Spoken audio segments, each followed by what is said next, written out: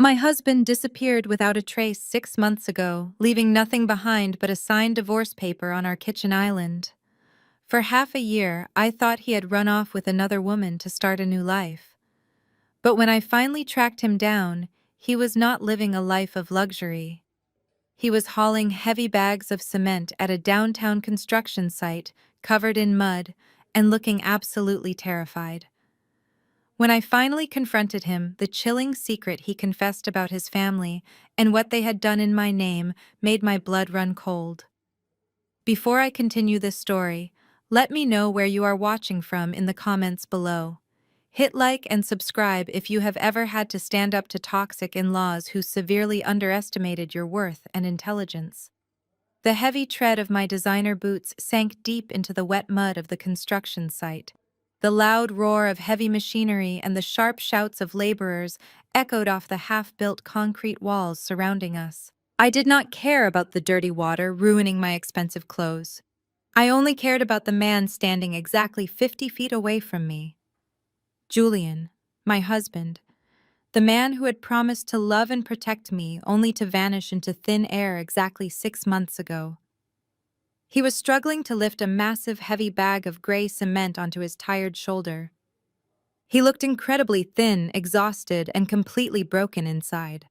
It was a stark contrast to the pampered, wealthy son his mother Eleanor had spent her entire life raising. I walked right up to him with absolute purpose. The loud crunch of my heavy boots on the loose gravel made him turn around quickly. When his exhausted eyes finally met mine, all the warm blood drained instantly from his pale face. He dropped the heavy cement bag in complete shock. It hit the wet ground with a massive thud, sending a thick cloud of gray dust flying into the damp morning air. He looked exactly like a helpless deer caught in the bright headlights of an oncoming truck, terrified and completely pathetic. I did not scream at him. I did not cry a single tear. I simply reached into the deep pocket of my dark winter coat, pulled out the crumpled divorce document he had left on my pristine kitchen island, and threw it right at his muddy work boots. The white paper fluttered down slowly and landed perfectly in a dirty brown puddle right between his feet. "Maya," he stammered, his voice shaking uncontrollably. "What are you doing here today? How did you possibly find me in this place? I am a senior forensic accountant, Julian. I track missing millions for massive federal agencies every single day. Did you really think you could easily hide from me just by getting a cheap under-the-table job paying in cash?" I stepped much closer, closing the small distance between us. My voice remained dangerously calm and steady. "You owe me a very detailed explanation right now. Why did you suddenly leave our home without saying a single word?" He looked around the busy site, frantically wiping his incredibly dirty hands on his torn blue jeans. "Please, Maya, you absolutely cannot be here right now. If they somehow find out you found me, they will completely ruin both of us forever.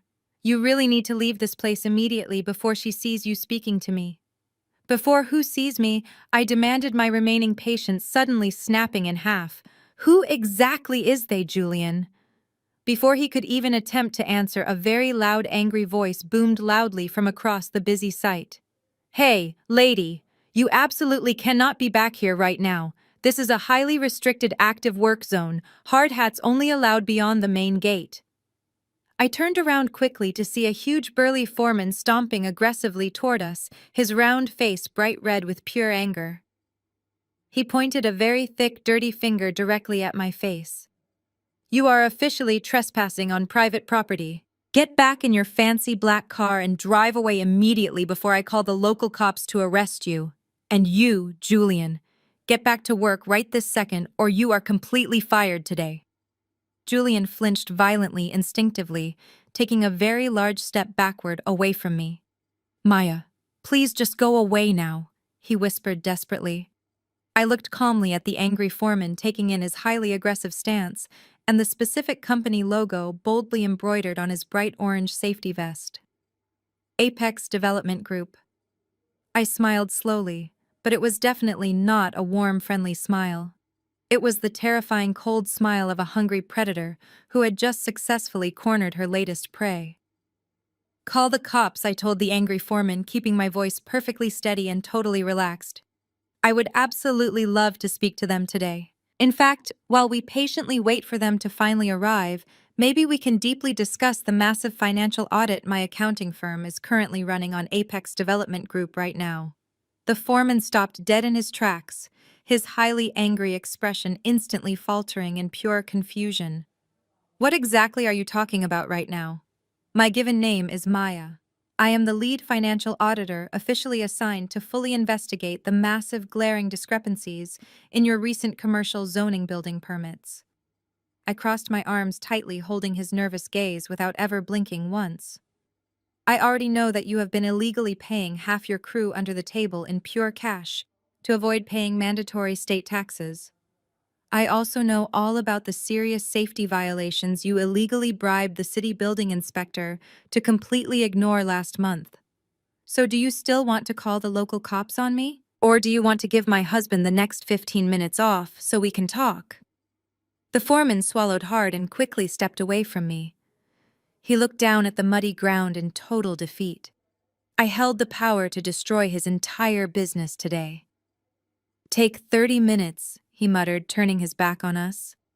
I did not watch him walk away into the distance. I kept my cold eyes locked entirely on my husband. Move, I commanded, pointing toward a narrow, damp concrete alleyway. Julian stumbled forward, dragging heavy work boots through the mud. He looked exactly like a guilty man walking toward execution. We finally reached the dark shadow of the secluded alley. He collapsed against the wet wall, sliding down the concrete. He buried his dirty face in his trembling, cold hands. Julian sobbed loudly, sitting right there in the wet dirt. It was an incredibly pathetic sight for a grown man. Stop crying and start talking right now, I commanded sharply. My voice echoed loudly off the narrow gray concrete walls. Why did you leave those papers on my pristine counter? Why have you hidden in this filthy place for months? Julian wiped his running nose with his dirty gray sleeve. I did not want to leave you, Maya, he choked. His chest heaved violently as he gasped for cold air. I swear I never wanted to leave our beautiful home. I did not run off with another younger woman, Maya. Then why are you sitting in the mud right now? I demanded, crossing my arms tightly against the cold wind. He took a ragged breath, refusing to meet my eyes. My mother and Chloe were the ones who made me. They forced me to disappear and never contact you again. Hearing my sister-in-law name made my jaw clench. Chloe was an entitled, wealthy woman who hated my background. She constantly reminded me I did not belong with them. What exactly did Chloe and Eleanor force you to do? I asked, my tone dropping to a very dangerous whisper. Julian pulled his muddy knees tightly against his shaking chest. They desperately needed a massive amount of money, he confessed. His older brother David made a terrible investment last year. He lost millions, and the family estate was heavily mortgaged. Chloe was absolutely desperate to maintain her high society image. She told my mother they needed an instant cash injection. If they failed, they would lose absolutely everything they owned. And what does their massive financial ruin mean for me? Why did you have to abandon your own loyal wife? I pressed, stepping closer until my boots touched his shoes. They took out a massive commercial real estate loan together. $8 million to buy an empty plot of land. They used a newly created shell company to hide everything, but they could not get the huge loan approved themselves. David ruined his credit and my mother tied her assets. They needed a pristine credit profile to secure federal funding. A freezing cold wave of realization violently crashed over me. I am a senior forensic accountant with a perfect score. I also hold a highly respected federal security clearance level. They used my identity, I stated, feeling pure furious adrenaline.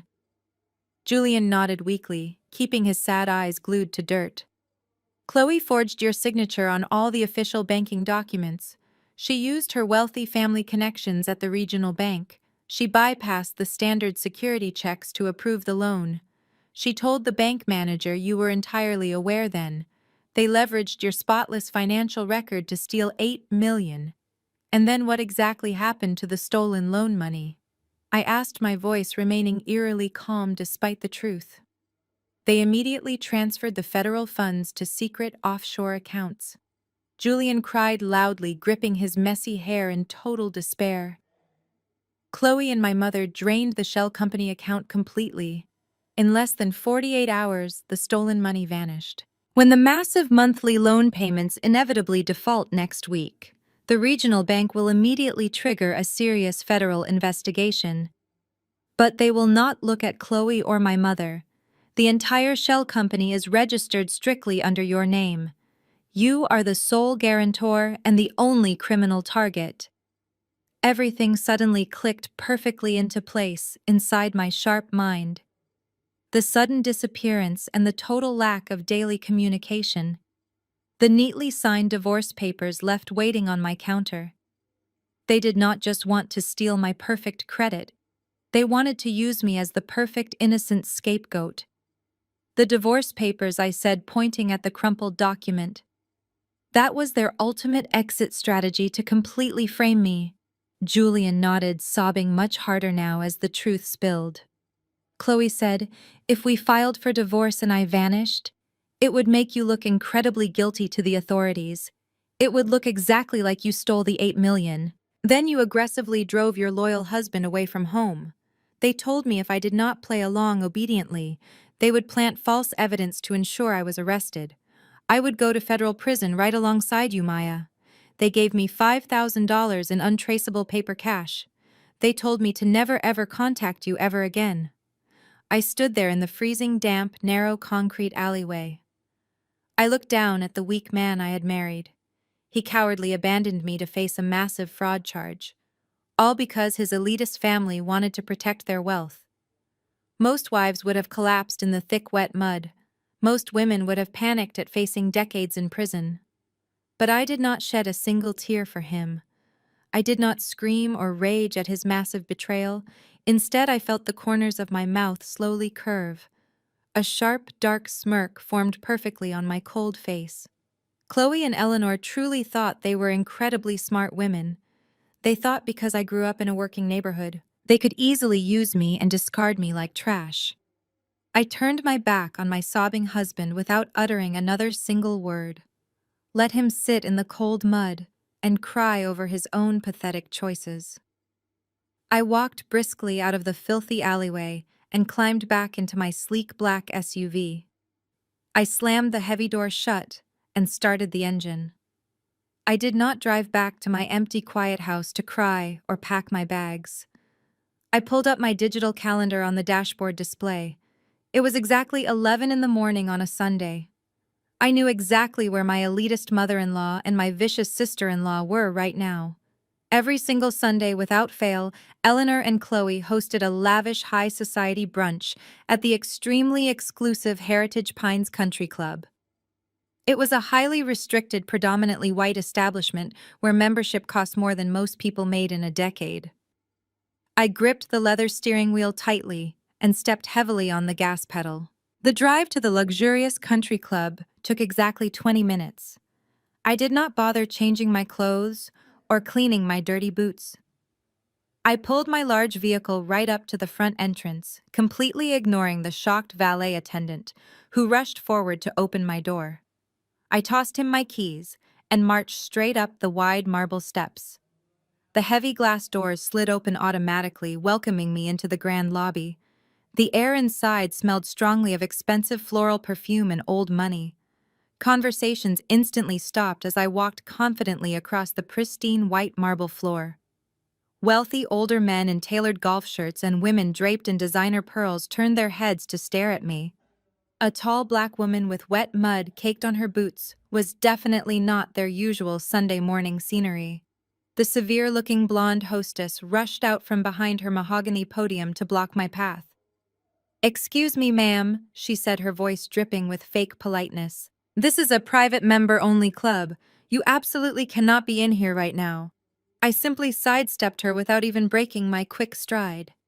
"I know exactly where I am going," I replied coldly. I walked straight past the grand piano and pushed open the heavy mahogany double doors leading to the private dining terrace. The bright morning sunlight instantly hit my face. There were beautifully decorated round tables covered in crisp white linen and expensive silver flatware. Right in the very center of the luxurious terrace, sitting at the largest and most extravagantly decorated table, were my two favorite enemies, Chloe and Eleanor. They were laughing brightly while sipping their yellow mimosas, looking completely carefree and incredibly wealthy. Eleanor wore a hideous pink silk blouse, and Chloe wore a pristine white designer dress that probably cost more than Julian made in an entire year working at that filthy construction site. I walked straight toward their table, letting my heavy, muddy boots stomp loudly on the expensive imported terracotta tiles. The loud, aggressive sound made several wealthy guests turn around in their chairs. When Chloe finally saw me walking toward them, her bright fake smile instantly vanished from her pale face. Eleanor actually gasped out loud, raising a shaking hand to her pearl necklace. Maya, Eleanor hissed sharply, looking around the terrace in absolute panic. "What on earth are you doing here, ruining our private family brunch?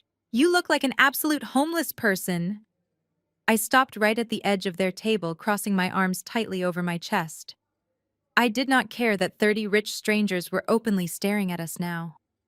I looked directly down at Chloe, who was slowly putting her crystal champagne flute back onto the white table. "Hello, Chloe," I said, my voice projecting clearly across the suddenly quiet terrace. "You look incredibly relaxed for a woman who just committed massive federal bank fraud." Several people sitting at the surrounding tables openly gasped at my loud accusation. Chloe instantly stood up from her chair, her pale face flushing bright red with sudden anger and intense embarrassment. "Keep your loud ghetto voice down, Maya," she whispered aggressively, leaning across the table. "You are making a massive scene in front of our important friends. You never knew how to behave properly in civilized upper-class society. That is exactly why Julian finally left you. He could not stand your aggressive attitude anymore."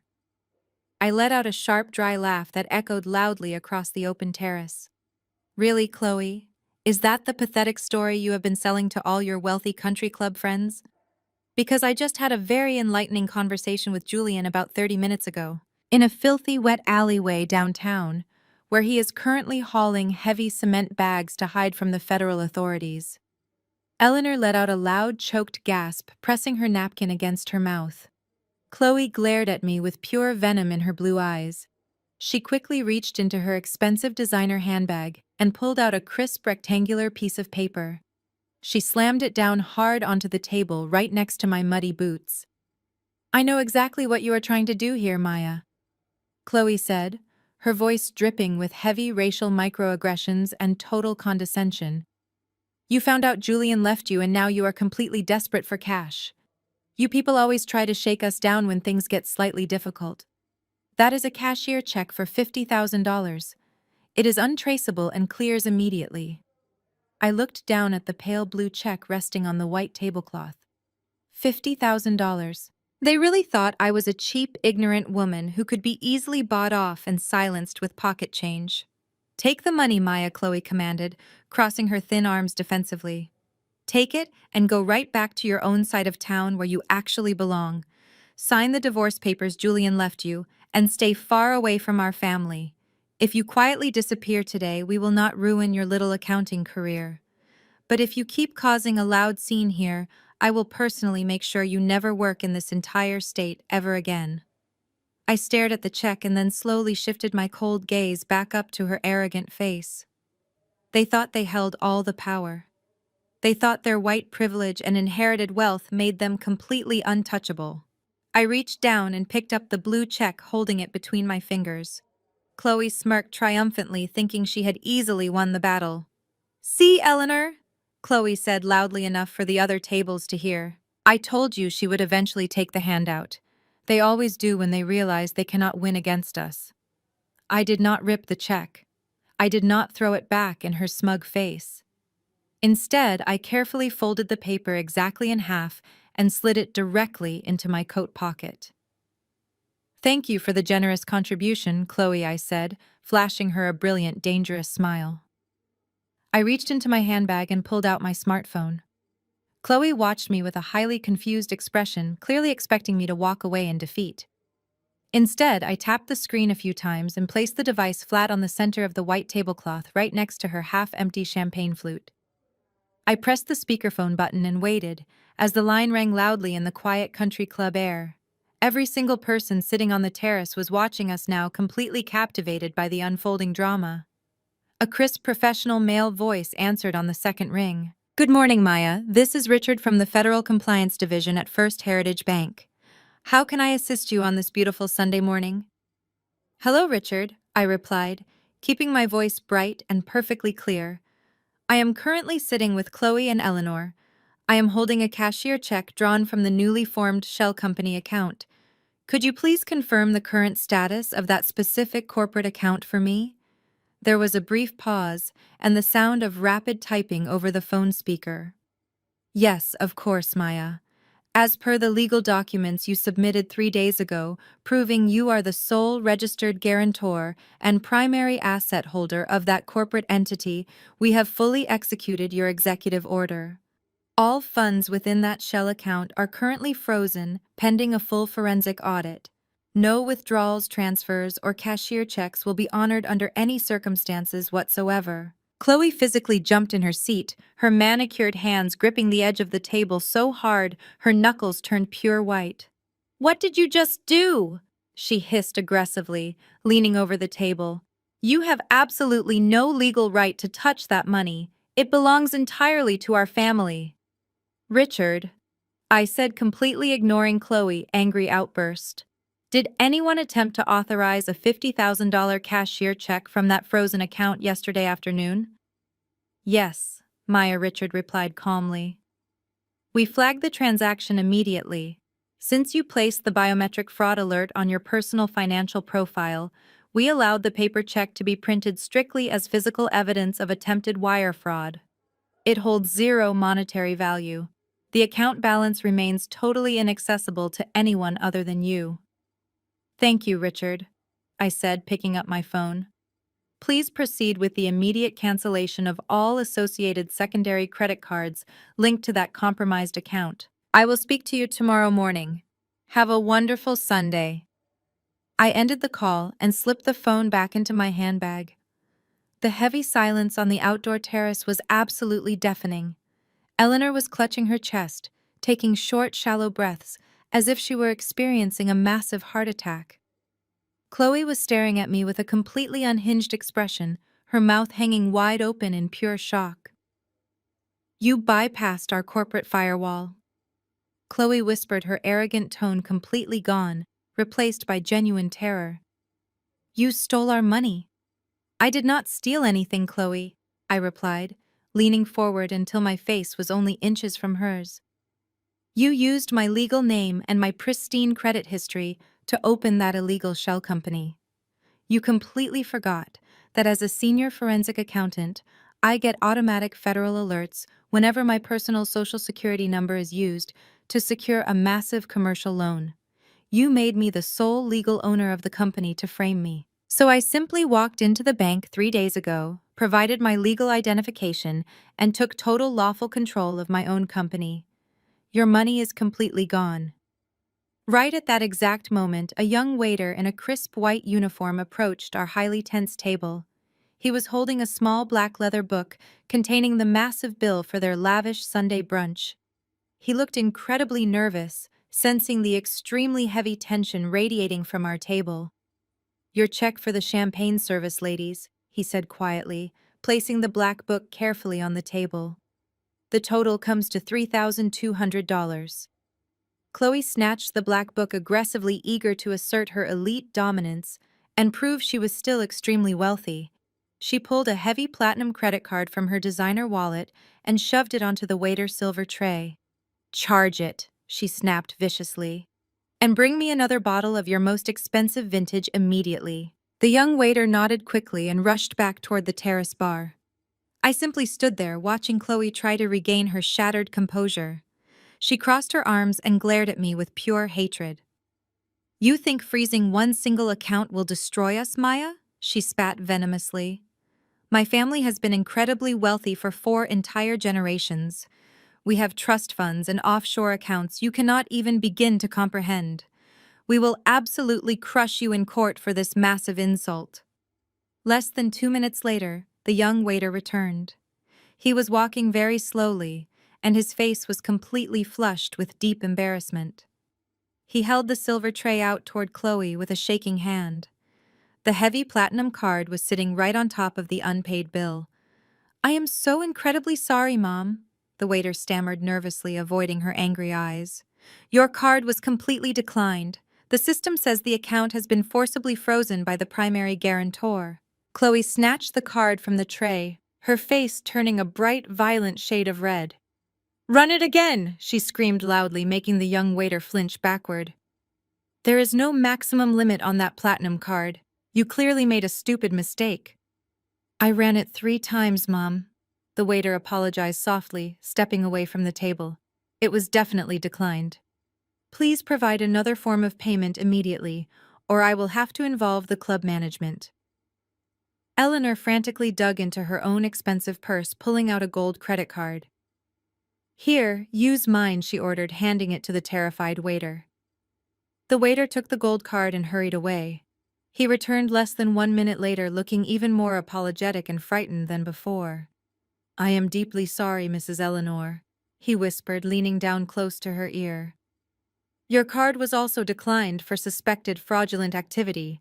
The club manager is currently walking over here right now to discuss the unpaid balance." Eleanor let out a loud, piercing scream of pure frustration, causing every single wealthy patron on the terrace to jump in their seats. "Security!" she shrieked wildly, waving her arms in the air.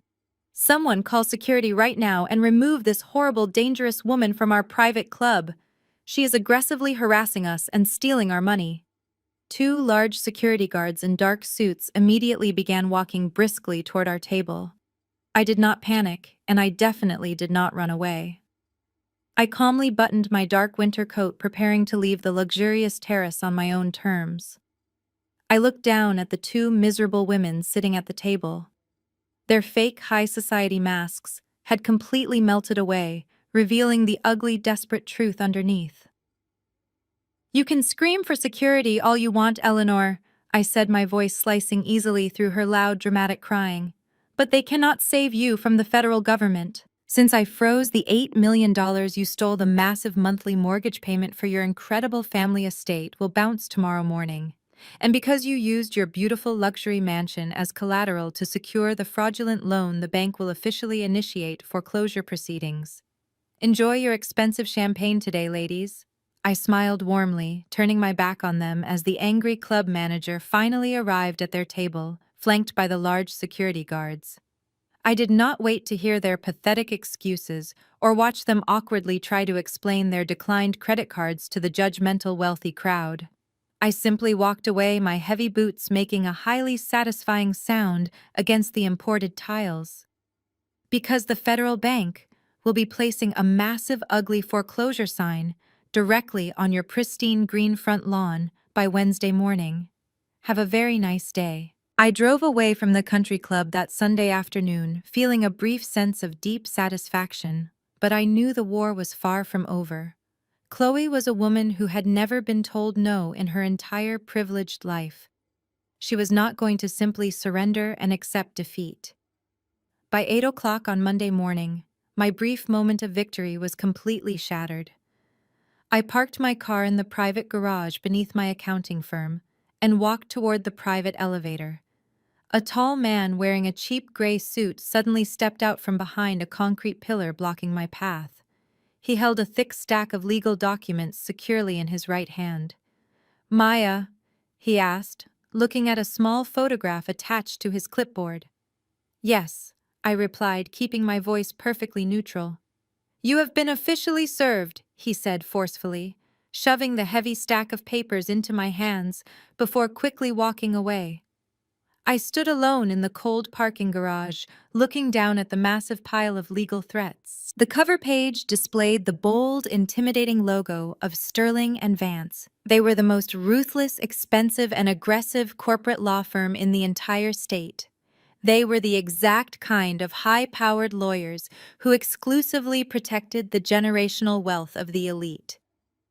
I took a deep breath and stepped into the elevator, flipping through the thick pages as I rode up to my office. Chloe had not wasted a single second. She had weaponized her massive family wealth to hit me with a vicious multi-million-dollar defamation lawsuit. The lawsuit officially claimed I had publicly humiliated her and maliciously lied about her finances, causing severe emotional distress and ruining her pristine social reputation. But that was not the worst part. There was also a strict temporary restraining order officially barring me from coming within 500 feet of Chloe Eleanor or the family estate. The legal documents painted a highly distorted, completely false narrative. They officially accused me of being a bitter, unstable, and deeply jealous woman who had maliciously hacked into their private accounts because I was angry my husband had suddenly left me. I walked through the double glass doors of my firm and immediately knew something was terribly wrong. My front desk receptionist, Jessica, was frantically typing on her computer while holding her office phone tightly against her ear. She looked up at me with wide, terrified eyes. "Maya," she said, her voice shaking with pure panic. "The phones have been ringing non-stop since 7 this morning." "What is going on, Jessica?" I asked, walking quickly toward my corner office. "It is Vanguard Logistics and Horizon Medical," she explained, following closely right behind me. "Both of their chief financial officers called our office less than an hour ago. They are permanently terminating our forensic auditing contracts effective immediately." I stopped walking and turned to face her, feeling a sharp cold pain in my chest. Vanguard and Horizon were my two largest corporate clients. They provided nearly 40% of the total annual revenue for my entire accounting firm. Losing them both on the exact same morning was a catastrophic financial blow. "Did they provide a specific reason for the sudden termination?" I asked, maintaining my calm professional exterior despite the massive sudden pressure. Jessica nervously looked down at her tablet. "The chief financial officer of Horizon Medical specifically mentioned a highly disturbing rumor circulating through the local country club network this morning. He said he heard from a very reliable source that you are currently under active federal investigation for aggressively embezzling money from your own husband. He said the board of directors cannot risk associating their clean medical brand with an unstable, aggressive accountant who steals from her own family." My blood boiled instantly. Chloe was using her vast country club network to systematically destroy my professional career. She knew she could not legally access the frozen $8 million right now, so she decided to completely cut off my legitimate source of income instead. She was intentionally weaponizing the racist, angry black woman stereotype to make the wealthy white business community completely turn against me. She wanted to isolate me entirely. She wanted to drain my financial resources so I could not afford to fight her expensive lawyers in federal court. "Call them back right now," I instructed Jessica, walking into my office and throwing the heavy stack of legal papers onto my large glass desk. "Tell both of their offices that we officially acknowledge their sudden termination. Do not beg them to stay. Do not offer them any defensive explanations. Just politely close their corporate accounts and send them their final billing invoices today." Jessica looked incredibly worried. "But Maya, if we lose those two massive accounts, we will struggle to make our commercial rent payment next month." "We will survive this, Jessica," I promised her, staring out my large office window at the bustling city below. "Please hold all my incoming calls for the next 2 hours." Jessica nodded quickly and quietly closed my office door, leaving me completely alone. The immense pressure in the quiet room was almost suffocating. Chloe was actively trying to crush me under the massive weight of her inherited privilege. She wanted me to panic and surrender the frozen shell company account just to save my own accounting business. I sat down in my leather chair and pulled the threatening legal documents toward me. The lawyers from Sterling and Vance had included a formal settlement offer, tucked neatly at the very back of the thick pile. It stated that if I immediately unfroze the $8 million bank account and signed a permanent non-disclosure agreement, they would completely drop the defamation lawsuit and publicly clear my professional name. It was a blatant, illegal extortion attempt wrapped neatly in expensive legal terminology. They were heavily banking on my fear. They thought I would crumble under the intense pressure of losing my successful business and my hard-earned reputation. But they fundamentally misunderstood who they were fighting. I did not inherit my success like Chloe did. I built my entire accounting firm from the ground up, relying on nothing but my own sharp intellect and relentless determination. I reached for my desk phone and dialed the direct number for my own personal attorney. The war had officially moved from the country club terrace into the ruthless corporate battlefield, and I was absolutely ready to destroy their entire legal strategy piece by perfectly calculated piece. 2 days later, I walked into the massive glass-enclosed conference room at the downtown offices of Sterling and Vance. The room was designed to be intentionally intimidating. The long table was carved from a single piece of dark mahogany, and the floor-to-ceiling windows offered a dizzying view of the city skyline. Sitting on one side of the massive table like a royal tribunal were Chloe Eleanor and Julian, older brother David. They were flanked by 3 older white men in extremely expensive custom-tailored suits. These were the high-powered senior partners of the law firm. I walked in entirely alone, carrying nothing but a single sleek red leather folder. I pulled out a heavy chair opposite them and sat down, placing the red folder neatly in front of me. I did not bring my own attorney. This absolute display of solitary confidence clearly unsettled the senior lawyers, but Chloe just smiled a highly arrogant, predatory smile. She looked at my empty side of the table and let out a soft, mocking laugh. "You could not even afford to bring a cheap public defender today, Maya," she asked, leaning back in her plush leather chair. "I guess losing those 2 massive corporate clients really hit your bank account hard this week." I did not respond to her petty taunt. I simply looked at the lead attorney, waiting for him to begin the mandatory mediation session. The oldest lawyer, a man with silver hair and a deeply condescending voice, cleared his throat and opened a thick, perfectly organized binder.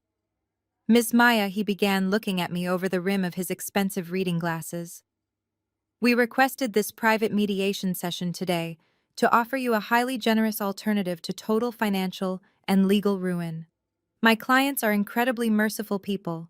Despite the massive emotional damage and severe public humiliation you have caused this distinguished family, they are willing to offer you a highly beneficial compromise." I folded my hands on top of the dark wood table. "I am listening," I said, keeping my voice perfectly flat and emotionless. David shifted uncomfortably in his expensive chair. He was a weak, greedy man who had squandered his own inheritance on terrible investments and high-stakes gambling. "Listen, Maya," David said, trying to sound like a tough, authoritative businessman. "We all know you are completely cornered right now. The federal bank is going to start asking very hard questions about that frozen $8 million by tomorrow morning. If you try to blame my mother or my wife, the authorities will instantly look at the paper trail. The shell company is exclusively registered in your legal name. You are the sole guarantor. You will definitely go to federal prison for a very long time." The lead attorney held up a single crisp sheet of paper. "We have drafted a highly comprehensive settlement agreement," he explained smoothly. "If you sign this legally binding document right now, you officially admit to a lesser charge of gross financial negligence. You will state on the official record that you poorly managed the corporate loan funds due to intense personal stress from your failing marriage. If you unfreeze the bank account and quietly transfer the $8 million back to my clients today, we will use our vast legal network to ensure you face absolutely zero jail time. You will lose your accounting license, of course, but you will keep your personal freedom. Furthermore, we will immediately drop our multi-million-dollar defamation lawsuit against you." Chloe leaned forward, resting her elbows on the shiny mahogany table. Her blue eyes were completely cold and devoid of any basic human empathy. "It is an incredibly generous offer, Maya," she said, her voice dripping with deep racial condescension and elitist arrogance. "You should be extremely grateful we are giving you this rare opportunity. You grew up with absolutely nothing in a highly questionable neighborhood. When Julian married you, we kindly welcomed you into a world of immense wealth and high culture you never could have achieved on your own.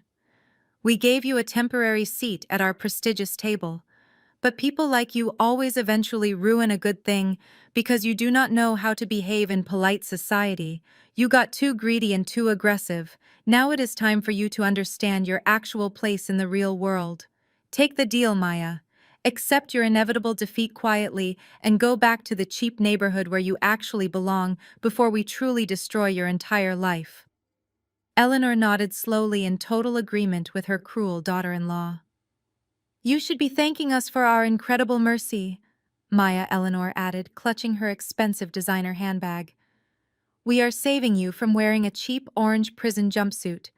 Just sign the document and leave our distinguished family alone forever. I sat perfectly still, absorbing their incredible arrogance and disgusting racism. They genuinely believed their skin color and their inherited trust funds made them completely invincible.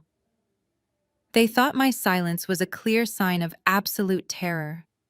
They thought they had successfully backed a frightened, helpless woman into a dark corner.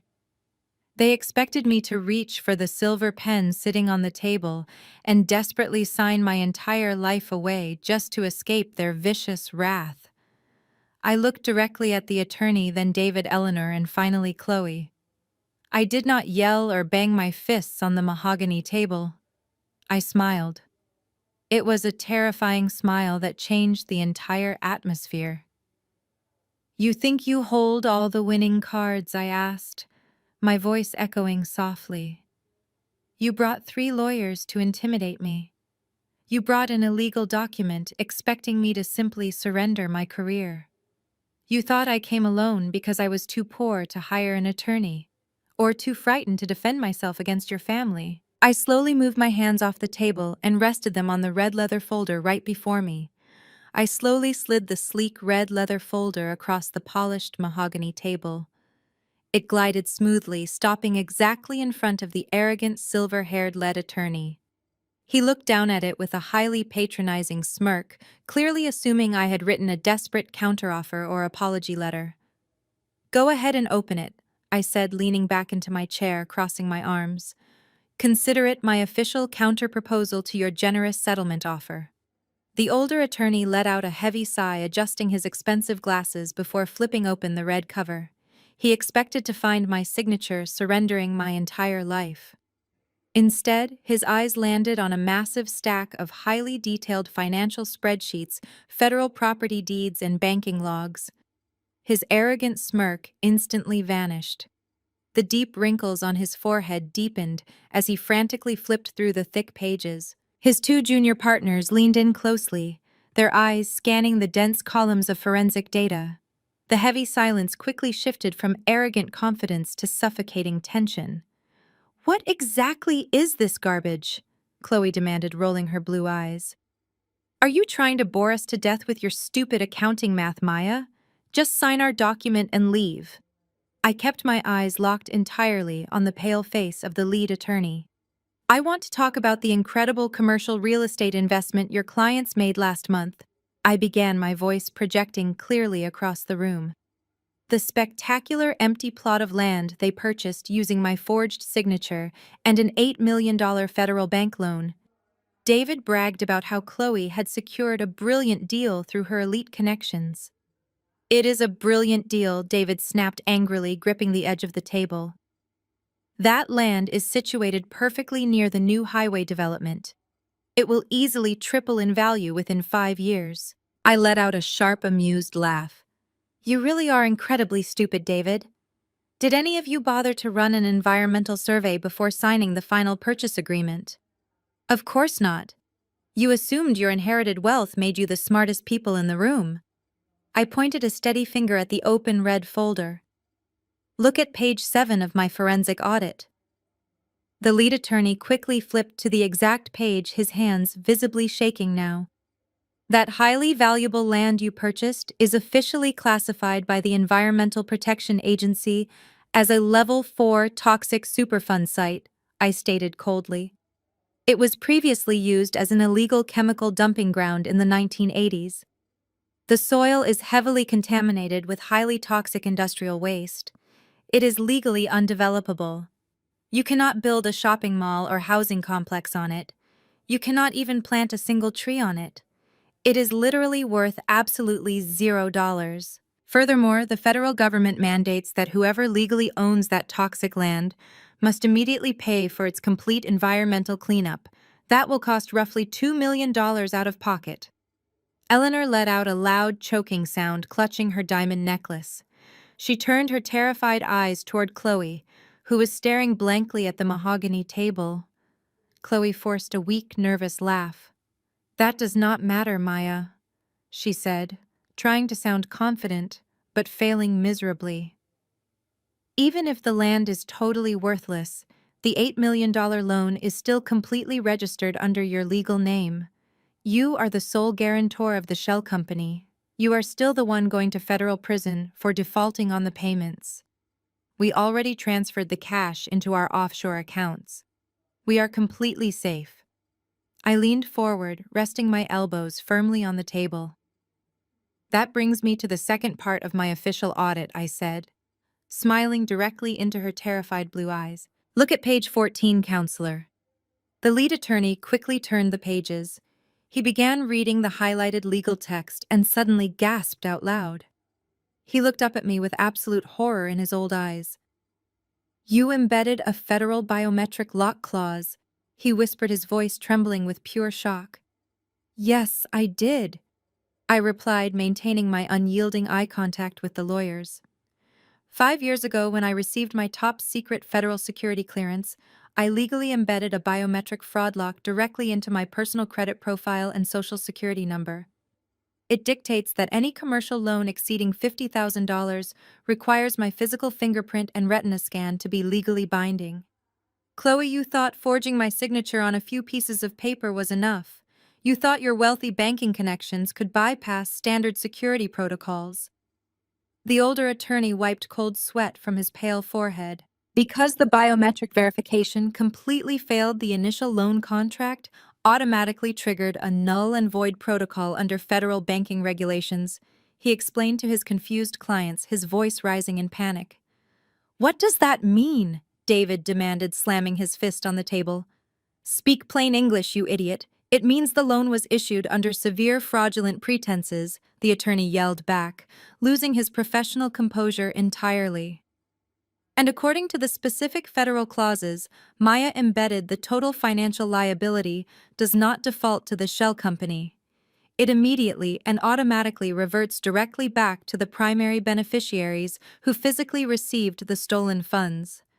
The system tracked the exact routing numbers and the specific computer IP addresses used to authorize the offshore wire transfers. The heavy reality of my words finally crashed down upon the wealthy family. "The entire $8 million debt is no longer registered in my name," I stated, my voice echoing with absolute finality.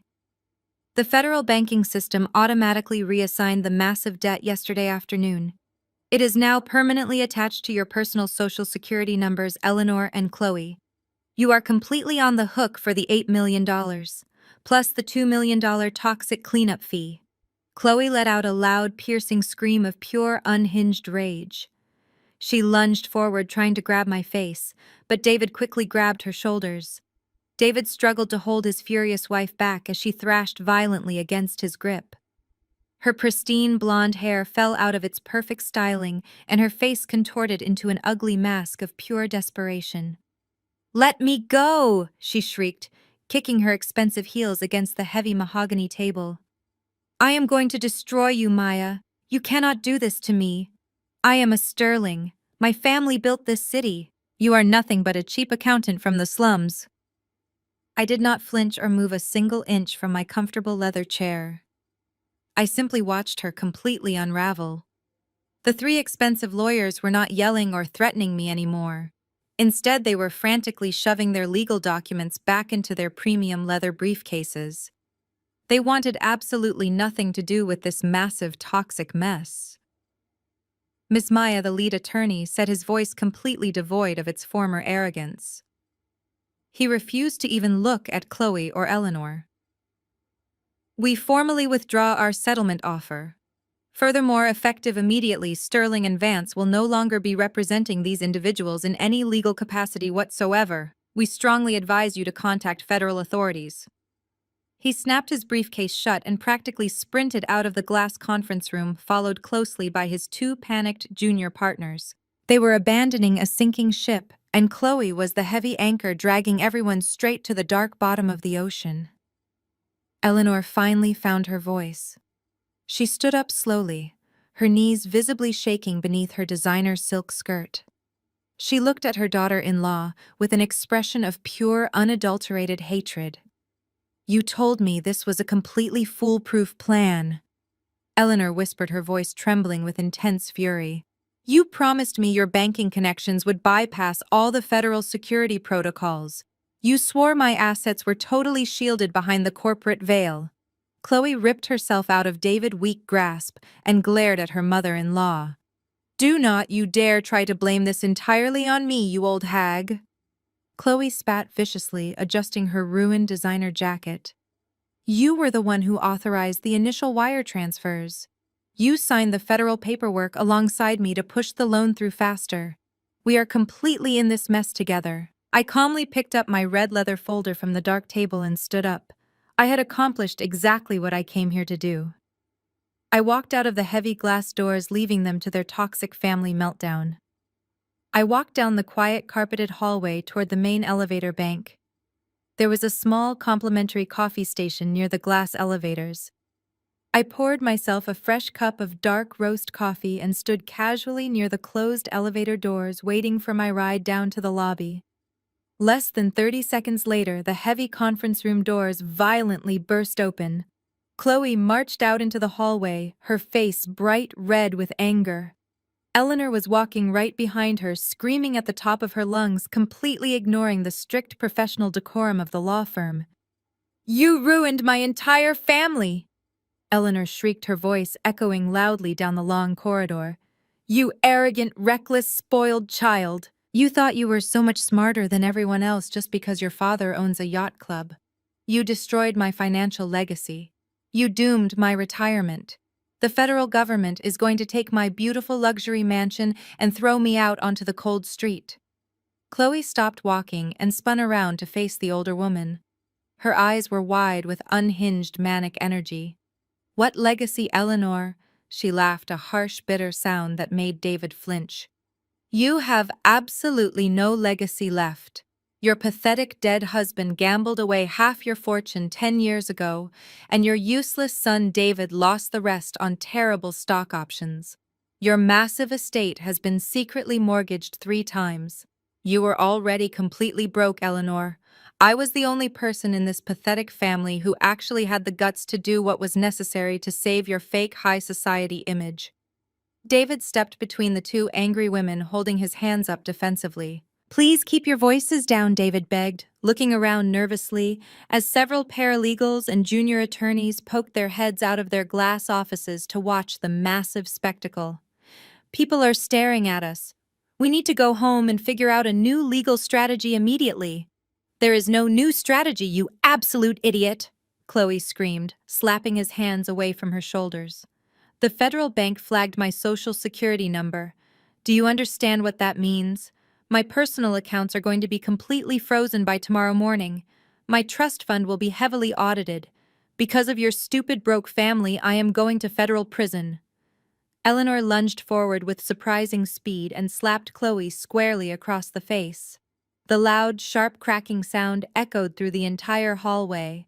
Chloe stumbled backward, her hand flying up to her bright red cheek. "You ungrateful, vicious little snake!" Eleanor hissed, her chest heaving violently. "You dragged my innocent family into your illegal scheme. I will personally call the federal investigators myself and testify against you. I will tell them everything was your idea from the very beginning. I will make sure you rot in a federal cell for the rest of your miserable life." Chloe let out a feral scream and launched herself at the older woman. She grabbed Eleanor by her expensive pearl necklace and yanked hard. The heavy silk string snapped instantly, sending dozens of expensive white pearls scattering wildly across the carpeted floor. David shouted in panic, trying to pull his violent wife off his screaming mother. The two wealthy women clawed at each other, ripping expensive fabrics and screaming terrible, vicious insults that exposed every single dark secret their family had ever kept hidden. I stood perfectly still by the elevator, sipping my hot black coffee. I watched the elite women physically destroy each other in the middle of a prestigious corporate law firm. They were tearing down their own false empire from the inside out. I did not need to raise my voice or throw a single punch. Their own massive greed and blinding arrogance had done all the heavy lifting for me. The elevator doors finally chimed softly behind me and slid wide open. A team of large building security guards rushed past me, rushing down the hallway to separate the bleeding, screaming women. I stepped into the empty elevator, turned around, and offered them a final, highly satisfied smile before the metal doors smoothly closed, shutting them out of my life completely. I stepped into the empty elevator, turned around, and offered them a final, highly satisfied smile before the metal doors smoothly closed, shutting them out of my life completely. 2 days passed without a single word from my wealthy in-laws. I spent my time rebuilding my accounting firm and taking on new clients who actually respected my incredible talent. Then on Thursday night, my cell phone rang loudly across my quiet living room. I looked at the bright screen and saw Eleanor calling me. I almost ignored it, but my sharp intuition told me her massive ego had finally broken.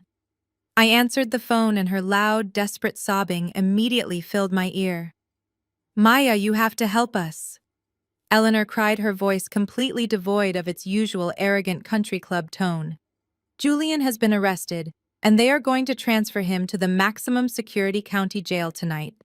I took a slow sip of my hot tea, feeling absolutely zero sympathy for the man who had completely abandoned me. "Why exactly are you calling me to fix your family problems?" "Eleanor," I asked, keeping my voice perfectly calm.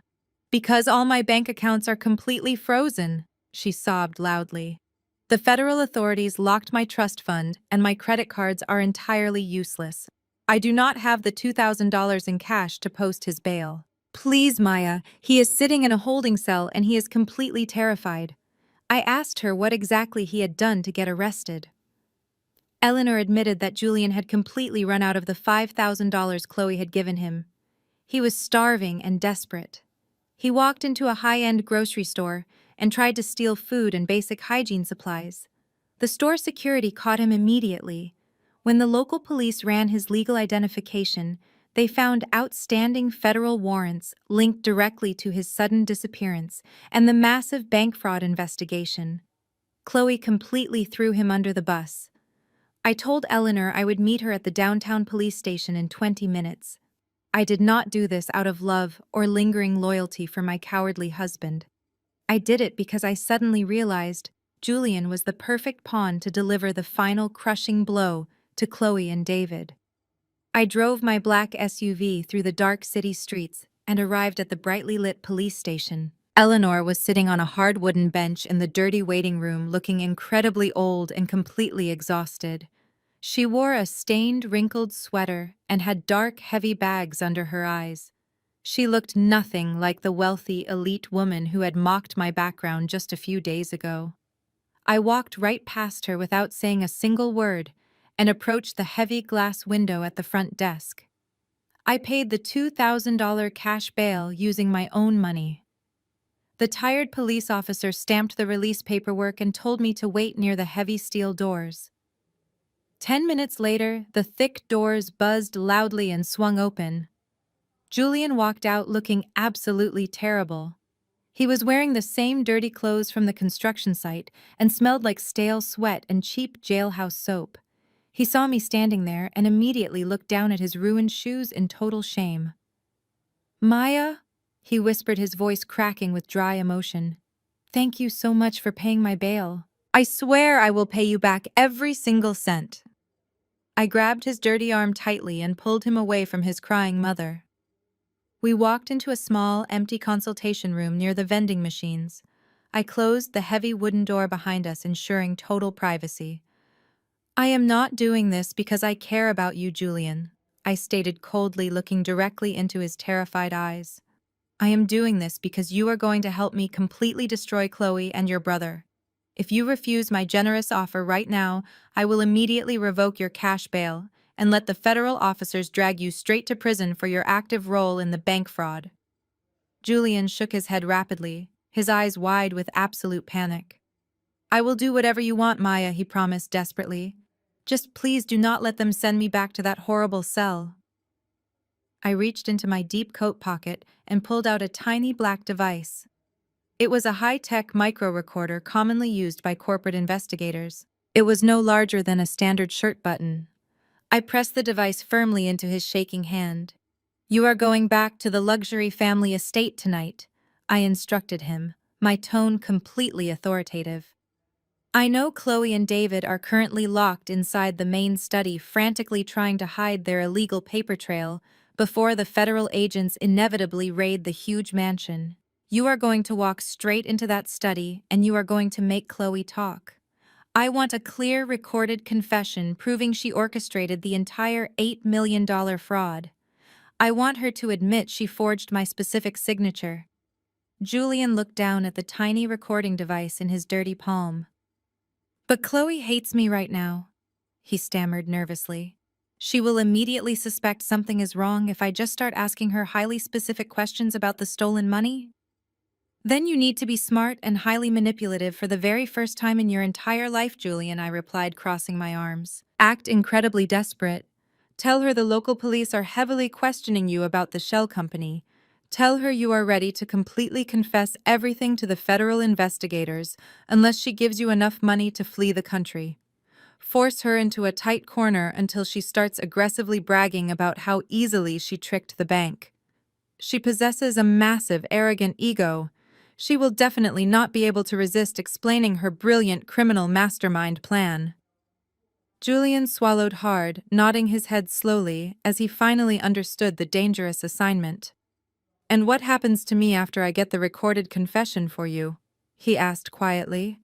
"Once you hand me this recording device with her full confession, I will give you another $5,000 in untraceable cash," I promised smoothly. "I will let you completely disappear before the federal agents lock down the entire city.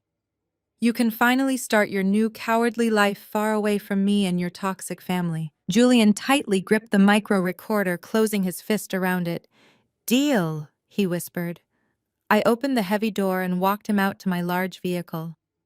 I drove him across the dark city, stopping my car 2 blocks away from the massive family estate.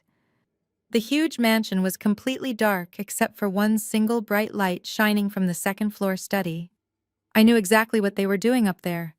They were desperately shredding every single physical document connecting them to the offshore accounts. I looked at Julian as he opened the passenger door. "Turn the device on right now and do not take it off until you are back in my car," I commanded sharply. "Do not fail me, Julian. Your entire freedom heavily depends on her absolute downfall tonight." He nodded once, stepping out into the cold night air, and began walking slowly toward the large iron gates of the estate, ready to face the absolute monster his family had created. He nodded once, stepping out into the cold night air, and began walking slowly toward the large iron gates of the estate, ready to face the absolute monster his family had created. The iron gates were slightly open. Julian slipped through the narrow gap, making no sound on the driveway. The grand estate looked quiet, but he knew exactly where to go. He quietly unlocked the heavy oak front door, using the spare key he kept hidden in his shoe for months. The grand foyer was completely dark and eerily silent.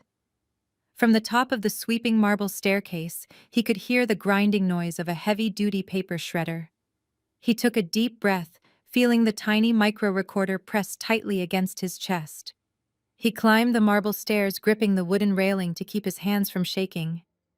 The door to his father's old mahogany study was wide open. The room was a disaster zone. Thick stacks of financial documents and legal files were scattered wildly across the expensive Persian rug. David was frantically feeding thick folders into a large industrial shredder, his face drenched in nervous sweat. Chloe was sitting behind the massive wooden desk, furiously typing on a laptop with a crazed look in her bright blue eyes. Julian stepped fully into the bright doorway. "Hello, David," he said quietly. David jumped violently, dropping a thick stack of papers onto the floor. He spun around, his eyes wide with absolute shock. "Julian?" he gasped, clutching his chest. "What are you doing here tonight?" Mother said you were locked in a maximum security holding cell downtown. How did you get out? Chloe immediately slammed her laptop shut and stood up. Her eyes narrowed into dangerous, suspicious slits. Who posted your cash bail, Julian? She demanded, her voice sharp and highly accusatory. Did you suddenly find a hidden bank account? Or did you make a dirty deal with the local police to save your own skin? Julian leaned heavily against the wooden doorframe, deliberately playing the part of a broken, desperate man pushed entirely to the brink. The police let me go on a temporary release. He lied smoothly, keeping his voice incredibly shaky and weak. They know absolutely everything, Chloe. The federal agents spent 3 hours interrogating me in a small, dark room. They have the loan documents. They know the shell company is tied to this specific house. I told them I would confess exactly how you did it if they gave me a plea deal, but I need money to run away tonight. Give me $50,000 in cash right now, or I am going straight back to the federal investigators tomorrow morning. Chloe let out a harsh, cruel laugh, walking slowly around the heavy wooden desk. She crossed her arms, staring at his dirty clothes with pure disgust. You are a terrible liar, Julian, she sneered coldly. You do not have the guts to talk to the federal authorities. You are just a pathetic coward begging for loose change because your brilliant wife finally threw you out like the garbage you are. Julian forced himself to step further into the bright room, fighting the intense urge to run away. I am not lying to you, Chloe, he insisted, raising his voice to sound genuinely angry. The federal agents literally laughed at the fake documents you created. They said the forgery on Maya's signature was incredibly sloppy. They said only a completely arrogant idiot would leave such an obvious paper trail leading directly back to this exact address. It was the perfect psychological trap. Chloe's massive, fragile ego instantly flared at the severe insult. Her face turned a violent shade of red. Sloppy, she hissed aggressively, taking another step toward him. That signature was an absolute masterpiece, you pathetic fool. The bank manager approved the $8 million transfer in less than 20 minutes. Do you really think they closely scrutinize the paperwork when someone who looks exactly like me walks into their lobby? Nobody questions a wealthy white woman at a bank, Julian. They served me premium coffee and happily processed the massive loan without asking a single hard question. They practically handed me the millions because my last name is Sterling, and I wore a custom designer suit. Do not you dare call my brilliant work sloppy. Julian swallowed hard, knowing the tiny device had just captured the golden confession. But he needed the rest of her vicious plan to completely destroy her. He looked over at his older brother who was staring at his wife. Then what happens when they finally come knocking on this front door tomorrow morning? Julian pressed, keeping the heavy pressure on her. The money is frozen. The toxic land is worthless. You cannot possibly fight the federal government, Chloe. We are all going down for this massive crime. Chloe smiled a sinister, selfish smile. She glanced at the closed laptop on the desk, then looked back at Julian. We are not going down for anything, she corrected him, her voice dripping with absolute malice. David and Eleanor might face the consequences, but I will be completely gone by sunrise. David dropped the papers. What are you talking about, Chloe? He asked, his voice trembling with sudden fear. Chloe rolled her eyes, looking at her husband like a disgusting insect. Did you really think I would stay here and go to prison for your pathetic family? She laughed cruelly. I just finished hacking into your mother's private retirement fund. She kept her secret emergency passwords written in a notebook in her bedroom. I am currently draining her final $2 million into an untraceable offshore crypto account. My private flight to Switzerland departs in exactly 4 hours. You and your horrible mother can rot in a federal cell forever. You were all just disposable pawns to me anyway. Julian felt a cold chill run down his spine. The absolute monster had finally revealed her true face. The absolute monster had finally revealed her true face. Julian stood completely still, absorbing the sheer magnitude of her betrayal. She was entirely willing to let her own husband and his elderly mother rot in a maximum security federal prison just so she could live a life of incredible luxury in Switzerland.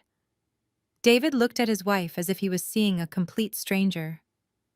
"You are stealing my mother retirement money," David whispered, his voice breaking with deep, painful realization. "You are abandoning us." Chloe simply shrugged her shoulders, showing absolutely zero remorse. "I am simply surviving, David," she replied coldly, picking up her heavy designer handbag. "You should have been much smarter." Julian knew he had absolutely everything he needed. The tiny micro recorder pressed firmly against his chest had captured every single vicious word. He slowly began backing away toward the heavy wooden door of the study. "I need to leave right now," Julian said, his voice shaking slightly. "If the federal agents find me here, they will arrest all of us tonight." "Good luck in federal prison, Julian," Chloe mocked, waving her manicured hand dismissively. "Try not to cry too loudly when they lock your cell door." Julian turned around and grabbed the brass door handle, but in his sudden rush to escape, his dirty jacket shifted awkwardly. The heavy rectangular battery pack connected to the tiny micro recorder slipped completely out of his inside pocket and dangled visibly on a thin black wire. David caught the sudden movement out of the corner of his eye. He stared at the black wire hanging from his brother's jacket. "What exactly is that?" David demanded, his voice suddenly dropping into a dangerous dark tone. Julian froze completely, his heart hammering wildly against his ribs. "Nothing." Julian stammered quickly, trying to shove the heavy battery pack back into his coat pocket. "It is just my cheap cell phone charger." David lunged forward with incredible speed for a man his size. He grabbed Julian roughly by the shoulder and violently yanked the front of his dirty jacket open. The tiny black microphone was taped securely to his white shirt, blinking with a very small red light. "He is wearing a federal wire," David screamed in absolute panic. "He is secretly recording us right now." Chloe dropped her heavy designer handbag onto the wooden floor. Her pale face turned a highly terrifying shade of bright red. "Grab him!" she shrieked wildly, pointing a sharp manicured finger directly at Julian. "Do not let him leave this room with that recording." David tackled his younger brother, driving his shoulder hard into Julian's chest. The two grown men crashed violently onto the expensive Persian rug, knocking over a heavy antique side table. Thick financial documents and shredded papers flew wildly into the warm room air. Julian fought back with a sudden burst of pure, desperate adrenaline. He knew if they completely destroyed the tiny recording device, Maya would immediately revoke his cash bail and throw him straight back into the cold jail cell forever. He threw a hard punch, hitting David squarely in the jaw. David groaned in pain, temporarily loosening his tight grip. Julian scrambled desperately across the wooden floor, ripping the tiny microphone and the connected USB memory drive right off his torn shirt. He scrambled to his feet, clutching the small black drive tightly in his sweaty hand. Chloe was already rushing toward him, her eyes wide with total manic desperation. Julian did not run toward the heavy wooden door because David was already blocking the main exit. Instead, he ran directly toward the massive glass window overlooking the dark front driveway. He grabbed the heavy brass latch and threw the large window wide open. The freezing night air rushed instantly into the hot, chaotic study. He looked straight down at the dark driveway. I was standing there, leaning casually against the sleek hood of my black vehicle, waiting patiently for my ultimate prize. Maya Julian screamed at the top of his lungs, his voice echoing loudly across the massive, quiet estate. "Catch it right now!" He threw the small black USB drive straight out the open window, using every single ounce of strength he had left. The tiny black device sailed smoothly through the cold night air. I reached out and caught it perfectly in my right hand. I looked up at the bright second-floor window just as David violently tackled Julian from behind, dragging him forcefully away from the open frame. I smiled tightly, slipping the incredibly valuable recording right into my deep coat pocket. The trap was finally set, and the ultimate bait was completely secured. Suddenly, the heavy wooden front doors of the massive mansion violently burst open. Chloe ran out onto the grand stone porch, breathing heavily. She was not holding her designer handbag anymore. She was holding a heavy black handgun directly aimed at my chest. I did not flinch or scream. I stood perfectly still next to my vehicle, staring down the dark barrel of her expensive weapon. "You are legally trespassing on private property, Maya," she screamed, her voice echoing wildly into the dark night. "Give me that recording device right now, or I swear I will shoot you dead and claim highly justified self-defense." She clicked the safety off with a loud, sharp sound. I slowly walked around to the driver's side of my heavy vehicle, opening the strong metal door to shield my body. I looked at the highly desperate wealthy woman standing on her grand stone porch, completely unraveled and totally terrified. "You are not going to shoot me, Chloe," I said, keeping my voice perfectly calm and steady, "because firing a loud weapon in this quiet neighborhood will very quickly bring the local police here tonight. And when they arrive, they will definitely find your shredded files. Run to Switzerland, Chloe. Run extremely fast, because the federal agents will be waiting." I drove quickly away into darkness. I drove quickly away into darkness. The heavy adrenaline was still pumping violently through my veins, but my mind remained incredibly sharp and completely focused. As soon as I reached the absolute safety of my downtown office, I plugged the small black USB drive into my highly secured computer terminal. I listened to the crystal-clear audio recording of Chloe eagerly confessing to massive federal bank fraud and her vicious plan to completely drain Eleanor retirement accounts. It was the ultimate smoking gun. I did not immediately call the local police. Local authorities could be easily bought or heavily influenced by the wealthy Sterling family connections. Instead, I packaged the audio file alongside my comprehensive forensic audit and sent it directly to the regional director of the Federal Bureau of Investigation. Then I made one final extremely important phone call to the current board of directors for the City Heritage Charity Foundation.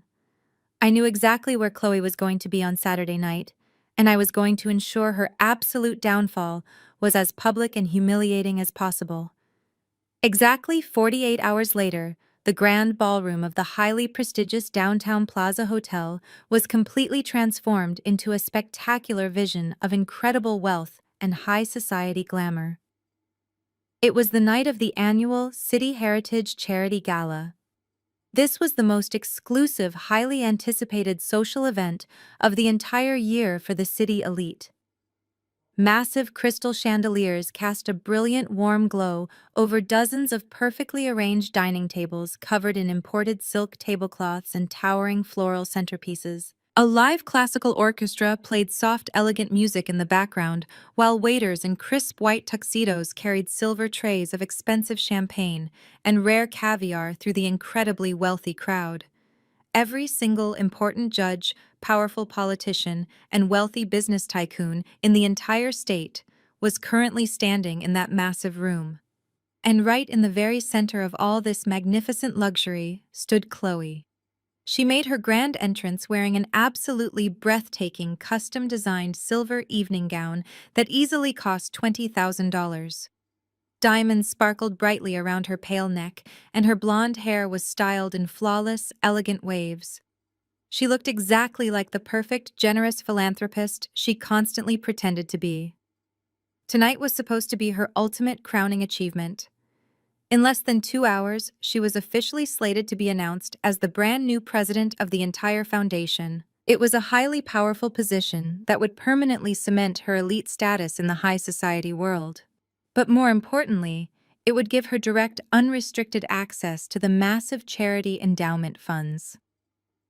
As Chloe elegantly strutted across the polished marble floor, she felt completely invincible. In her highly arrogant mind, she had already won the massive war. She firmly believed she had successfully outsmarted everyone, including me. She had spent the last 2 days secretly transferring the stolen $2 million from Eleanor private retirement accounts into a highly untraceable offshore cryptocurrency wallet. She already had her luxury luggage completely packed and hidden in the trunk of her private limousine, currently waiting in the VIP hotel parking garage. Her first-class private flight to Geneva, Switzerland, was officially scheduled to depart exactly at midnight. She planned to smile for the expensive cameras, accept her prestigious charity award, and then quietly slip out the back doors before anyone even realized she was permanently gone. Chloe smiled brilliantly as the current foundation president, a wealthy older man named Richard, approached her with a warm, welcoming embrace. "You look absolutely stunning tonight, Chloe," Richard said, holding her hands affectionately. "The entire board is incredibly excited to officially pass the leadership torch to you later this evening. Your family has always been a massive pillar of incredible generosity in our beautiful city." Chloe let out a soft, perfectly practiced laugh, placing a gentle hand on his arm. "Thank you so much, Richard," she replied, her voice dripping with fake humility and toxic sweetness. "I am just incredibly honored to continue my family-long legacy of giving back to our wonderful community. Giving to those who are less fortunate is my absolute true passion in life." She turned smoothly away from him to greet a highly powerful state senator, completely ignoring the sharp buzzing of her cell phone hidden inside her small diamond clutch. It was David calling her for the 15th time that evening. Since her dramatic exit from the mansion, David and Eleanor had been locked inside the family estate, drowning in absolute panic. They had discovered the massive missing funds from the retirement accounts and finally realized Chloe had completely betrayed them. But Chloe did not care about their pathetic desperation anymore. She briefly opened her clutch, silenced the ringing phone, and took another sip of her expensive vintage champagne. They were nothing but dead weight to her now. She looked around the massive crowded ballroom, feeling an incredible rush of pure, arrogant superiority. She looked at the wealthy women dripping in expensive jewels and the powerful men smoking imported cigars. She believed she was infinitely smarter than every single person in that room. She believed she had successfully committed the perfect financial crime and was literally hours away from total, absolute freedom. She took a deep breath, inhaling the sweet scent of victory. She thought about my desperate face in the dark driveway 2 nights ago and smirked. I was probably hiding in my small apartment, trembling with fear, waiting for the federal bank investigators to violently kick my front door down. I was exactly where I truly belonged, completely destroyed and thoroughly defeated. A loud, beautiful chime rang softly through the massive overhead speakers, gently signaling the wealthy guests to finally take their assigned seats for the main presentation. Chloe confidently handed her empty crystal glass to a passing waiter. She smoothed the front of her stunning gown, preparing to confidently step up onto the grand illuminated stage to claim her prize.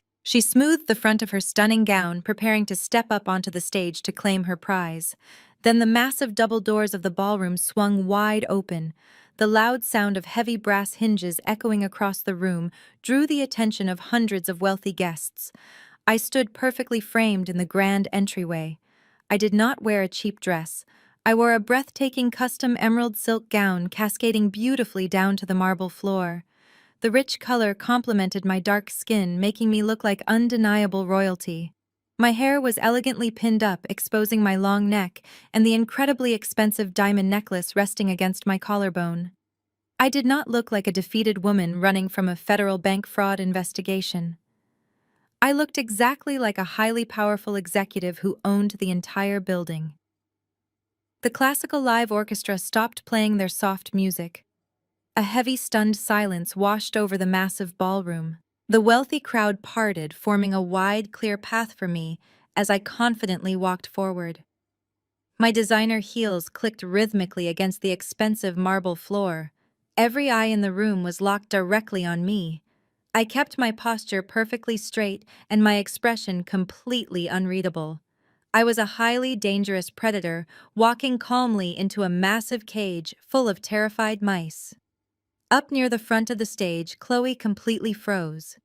Her fake philanthropic smile instantly melted away, replaced by a look of pure, unadulterated horror. Her pale hands began shaking so violently she nearly dropped her expensive diamond clutch onto the floor. She recognized me immediately. I was the absolute last person on earth she ever expected to see tonight. In her highly arrogant mind, I was supposed to be completely destroyed, removed from her perfect high society world forever. Seeing me standing there looking infinitely more powerful and elegant than she ever could completely shattered her fragile reality. Chloe's frantic eyes darted rapidly around the crowded room, realizing her wealthy friends were staring openly at the beautiful, confident black woman stealing her entire spotlight. Her deep, racist entitlement quickly overrode her initial overwhelming shock. She signaled aggressively to the head of hotel security, a large, muscular man wearing a dark, tailored suit and discreet earpiece. She marched quickly across the floor, desperate to intercept me before I could reach the center tables. "What are you doing here, Maya?" Chloe hissed viciously, keeping her voice low so the surrounding guests could not hear her panicked threats. "You are not on the guest list. You do not belong in this room or in this elite society. Turn around and walk out those doors right now before I have you violently thrown out into the dirty street." I did not stop walking. I simply slowed my pace, maintaining absolute control of the intense situation. I belong exactly wherever I choose to be. "Chloe," I replied, my voice completely calm and smooth. "And tonight, I chose to attend the most important financial event of your entire life."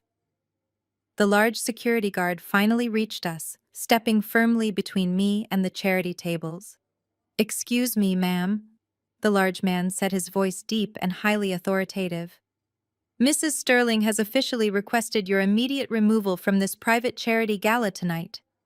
I need to see your formal invitation right now, or I will have to physically escort you off the hotel premises immediately." Chloe crossed her thin arms over her expensive silver gown, a highly smug, triumphant smile returning quickly to her pale face. "Throw her out right now," Chloe ordered the large guard, pointing a sharp, manicured finger directly toward the open double doors. "She is a dangerous, unstable woman who is currently under active federal investigation. She is completely trying to ruin our beautiful, prestigious charity event." Several wealthy guests sitting at the nearby tables began whispering loudly, clearly shocked by the massive unfolding drama. They were watching eagerly, waiting to see the arrogant, elite white woman successfully humiliate me in front of the entire city. I did not panic. I did not raise my voice or act aggressively. I simply reached into my small, elegant emerald clutch and pulled out a thick, heavy black card completely adorned with the official gold seal of the City Heritage Charity Foundation. I did not hand the card to the security guard. I held it up perfectly so Chloe could clearly see the bright gold lettering printed sharply across the front. "You are highly mistaken, Chloe," I stated, projecting my voice just enough so the surrounding tables could hear every single word perfectly. "I am not an uninvited guest tonight, and I am definitely not under any active federal investigation." I turned my sharp gaze directly to the large security guard. "My name is Maya. I am the lead senior forensic auditor formally hired by the Foundation Board of Directors exactly 24 hours ago. I was officially brought in to conduct an emergency comprehensive review of the entire charity financial endowment. I legally possess unrestricted executive access to this entire gala and every single financial document inside this building." The security guard looked closely at the highly exclusive gold-sealed credential securely resting in my hand. His strict, authoritative demeanor instantly completely vanished. He recognized the highest level of executive clearance the Foundation could possibly ever issue. He immediately took a large step back, quickly lowering his hands and nodding his head respectfully. "I deeply apologize for the confusion, Miss Maya," the guard said politely, stepping completely out of my way. "Please enjoy your evening." The smug, arrogant smile was wiped off her face, leaving only raw panic. "How did you get that credential?" Chloe stammered, her voice shaking. "You cannot audit this foundation. I am the new president. I make the final decisions here." I leaned in slightly so only she could hear my next words. "You are not president of anything, Chloe," I whispered coldly. "Your grand achievement is officially canceled tonight." I stepped past her completely frozen form and continued my confident walk across the expansive ballroom. I did not head toward the empty seats near the front of the stage. I walked straight past the grand tables toward the elevated audiovisual control booth, situated at the back corner of the massive room. Chloe was breathing heavily, but her massive ego refused to let her simply run away and hide. The orchestral music suddenly swelled, and a loud, booming voice echoed across the room, introducing her as the new president of the foundation. The wealthy crowd erupted into polite applause. Chloe forced a brilliant fake smile onto her pale face and elegantly glided up the carpeted stairs onto the brightly lit stage. She approached the clear acrylic podium, waving graciously to her wealthy friends and influential political connections. She looked exactly like a perfect angel, stepping up to accept her rightful crown. I reached the steps of the dark AV booth and pulled open the heavy soundproof door.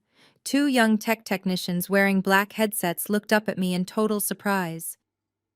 "This is a highly restricted area, ma'am," one of them said, quickly moving to block my path. I held up my heavy gold-sealed credential. "Board-mandated executive audit," I stated firmly, keeping my voice low and authoritative. "Give me total access to the main projection console right now." The technicians saw the highest level clearance and immediately backed away, leaving the glowing control board completely to me.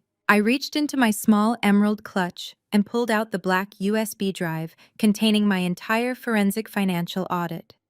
Down on the main stage, Chloe was currently leaning into the silver microphone.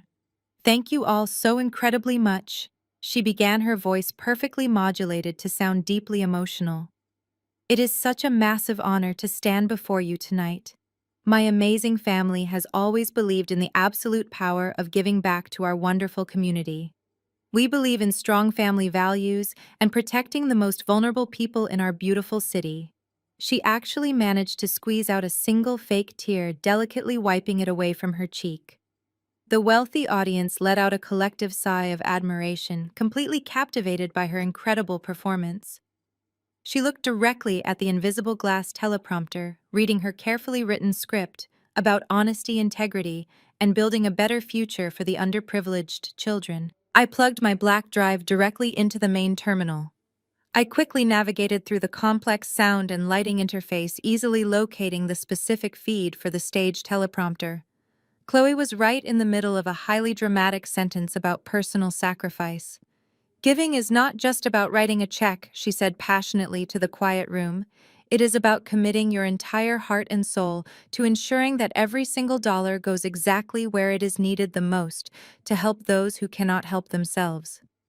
I reached forward and firmly pressed the kill switch for the teleprompter feed. Down on the stage, the scrolling text on the clear glass screens instantly vanished, leaving empty blank space. Chloe completely froze mid-sentence. Her mouth hung open slightly as she stared at the empty glass. She tapped her manicured fingernails nervously on the side of the podium, waiting for the text to magically reappear. But it remained totally blank. The heavy silence in the massive ballroom slowly stretched on, becoming incredibly awkward. She let out a highly nervous laugh, trying desperately to recover her composure. As I was saying, she stammered, her confident voice suddenly shaking violently. "Giving is very important to my family. We give so much to the poor. We really care about the poor people." It was an absolutely pathetic ad-lib. The powerful politicians and wealthy business leaders in the front row exchanged highly confused glances. The perfect polished illusion was rapidly cracking right before their eyes. I was not going to let her embarrass herself with a terrible speech. I was going to expose her massive criminal empire to the entire world.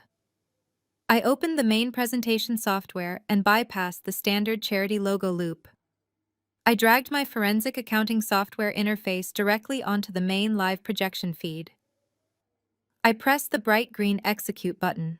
Behind Chloe, the three massive LED screens spanning the entire width of the grand stage violently flickered. The beautiful gold foundation logo completely vanished into total darkness. A collective loud gasp echoed violently across the massive ballroom as the screens suddenly lit up again. They were no longer showing pictures of happy children or charity events. Instead, the giant screens were completely filled with my highly complex forensic financial software interface. Massive red warning labels flashed brightly across the screens. Huge, highly detailed graphs and complex flowcharts illuminated the dark room, casting a harsh red glow directly onto Chloe's shocked face. The interface clearly displayed exact bank routing numbers, massive cash transfers, and highly suspicious offshore corporate accounts. I maximized the main money trail window, ensuring the bold text was large enough for every single person in the back row to read perfectly. The crowd began murmuring loudly as they easily recognized their own massive charity donations listed clearly on the giant screens. But instead of flowing into the legitimate foundation accounts, the bright red lines on the chart showed their millions of dollars being instantly diverted directly into a secret shell company. And right at the very top of the massive chart, printed in huge, bold letters, was the legal registered name of the sole beneficiary for that illegal offshore account, Chloe Sterling. People stood up from their expensive dinner tables, outraged by the visual evidence displayed right in front of them. The absolute reality of her financial deception was exposed for everyone to witness, destroying her entire fake high society reputation forever. She could not hide behind her expensive gowns because the hard financial data fully exposed her malicious criminal nature to the entire shocked city. I stepped out of the dark AV booth and walked slowly back into the massive ballroom, holding a wireless microphone securely in my hand. The absolute chaos in the room was palpable. Hundreds of wealthy guests were pointing at the giant illuminated screens, whispering frantically to each other. On the stage, Chloe looked exactly like a trapped animal. She was frantically hitting the buttons on the clear acrylic podium, desperately trying to turn off the massive projection behind her, but the system was completely locked under my executive override. I raised the microphone to my lips. "Good evening, ladies and gentlemen," I said. My voice echoed powerfully through the massive ballroom, cutting instantly through the loud, chaotic murmurs. I did not scream or shout. My tone was deadly calm, highly authoritative, and completely unwavering. Please direct your undivided attention to the large screens behind your newly announced president. The entire room fell into a dead, heavy silence. Every single face turned toward me, then back to the glowing financial charts. "My name is Maya." I continued walking slowly down the center aisle of the ballroom so everyone could see me clearly. I am a senior forensic accountant. 24 hours ago, I was completely authorized by the Foundation Board of Directors to conduct a highly classified emergency audit of the City Heritage Charity Endowment funds. What you are looking at right now is the undeniable live data of exactly where your generous charitable donations have been going for the past 3 entire years. I clicked a small remote in my hand, and the massive screen zoomed in on a specific red highlighted transaction block. Let us start with the highly publicized Children Hospital Wing initiative from last spring, I stated, my voice echoing like thunder. This foundation proudly raised over $500,000 from the generous people sitting in this very room tonight. I pointed up at the massive bright screen. As you can clearly see right here, the heavy green line representing your generous hospital donations does not travel to any medical facility. Instead, the funds were immediately transferred through 3 separate dummy corporations hidden in the Cayman Islands. From there, the money was directly deposited into a highly private offshore wealth management account. I clicked the remote again. A new window popped up on the giant screen displaying official bank records and signed purchase receipts. And the sole registered owner of that private offshore account is standing right in front of you on that stage tonight. That specific hospital donation money was entirely used to purchase Mrs. Chloe Sterling brand new luxury sports car and her extensive collection of $20,000 designer gowns, including the beautiful silver dress she is currently wearing right now.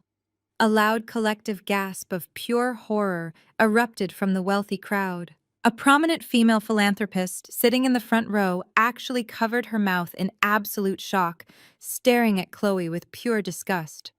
Chloe gripped the edges of the clear podium so hard her knuckles turned completely white. "That is a massive lie!" she screamed, her voice cracking with wild manic panic. This woman is a highly dangerous criminal hacking our secure systems. She is completely manipulating the digital data to intentionally frame me. Turn those screens off right now. I completely ignored her pathetic, desperate screaming and clicked my remote a third time. The giant screen shifted to a completely new complex financial flowchart. But the massive theft does not stop there. Ladies and gentlemen, I announced, walking closer to the grand illuminated stage. Let us look very closely at the prestigious Inner City Scholarship Fund you all generously supported last winter. Senator Thomas, I said, looking directly at a highly influential older man sitting near the center aisle. You personally wrote a check for $250,000 to help underprivileged youth attend college. The powerful senator stood up, his face turning bright red with intense anger as he stared at the massive screen. Look at the bright yellow line attached to your specific donation, Senator, I instructed calmly. The screen zoomed in perfectly, tracking the exact routing numbers of his personal paper check. Your generous $250,000 was deposited into the Charity General Fund at 9 in the morning. By noon, that exact same amount was electronically wired directly to a highly illegal high-stakes online gambling syndicate based in Macau.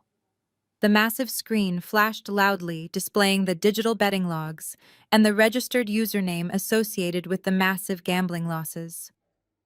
The secret account belongs entirely to David Sterling Chloe, highly responsible husband. Your precious scholarship money was used to completely pay off his massive illegal gambling debts so the loan sharks would not aggressively break his legs.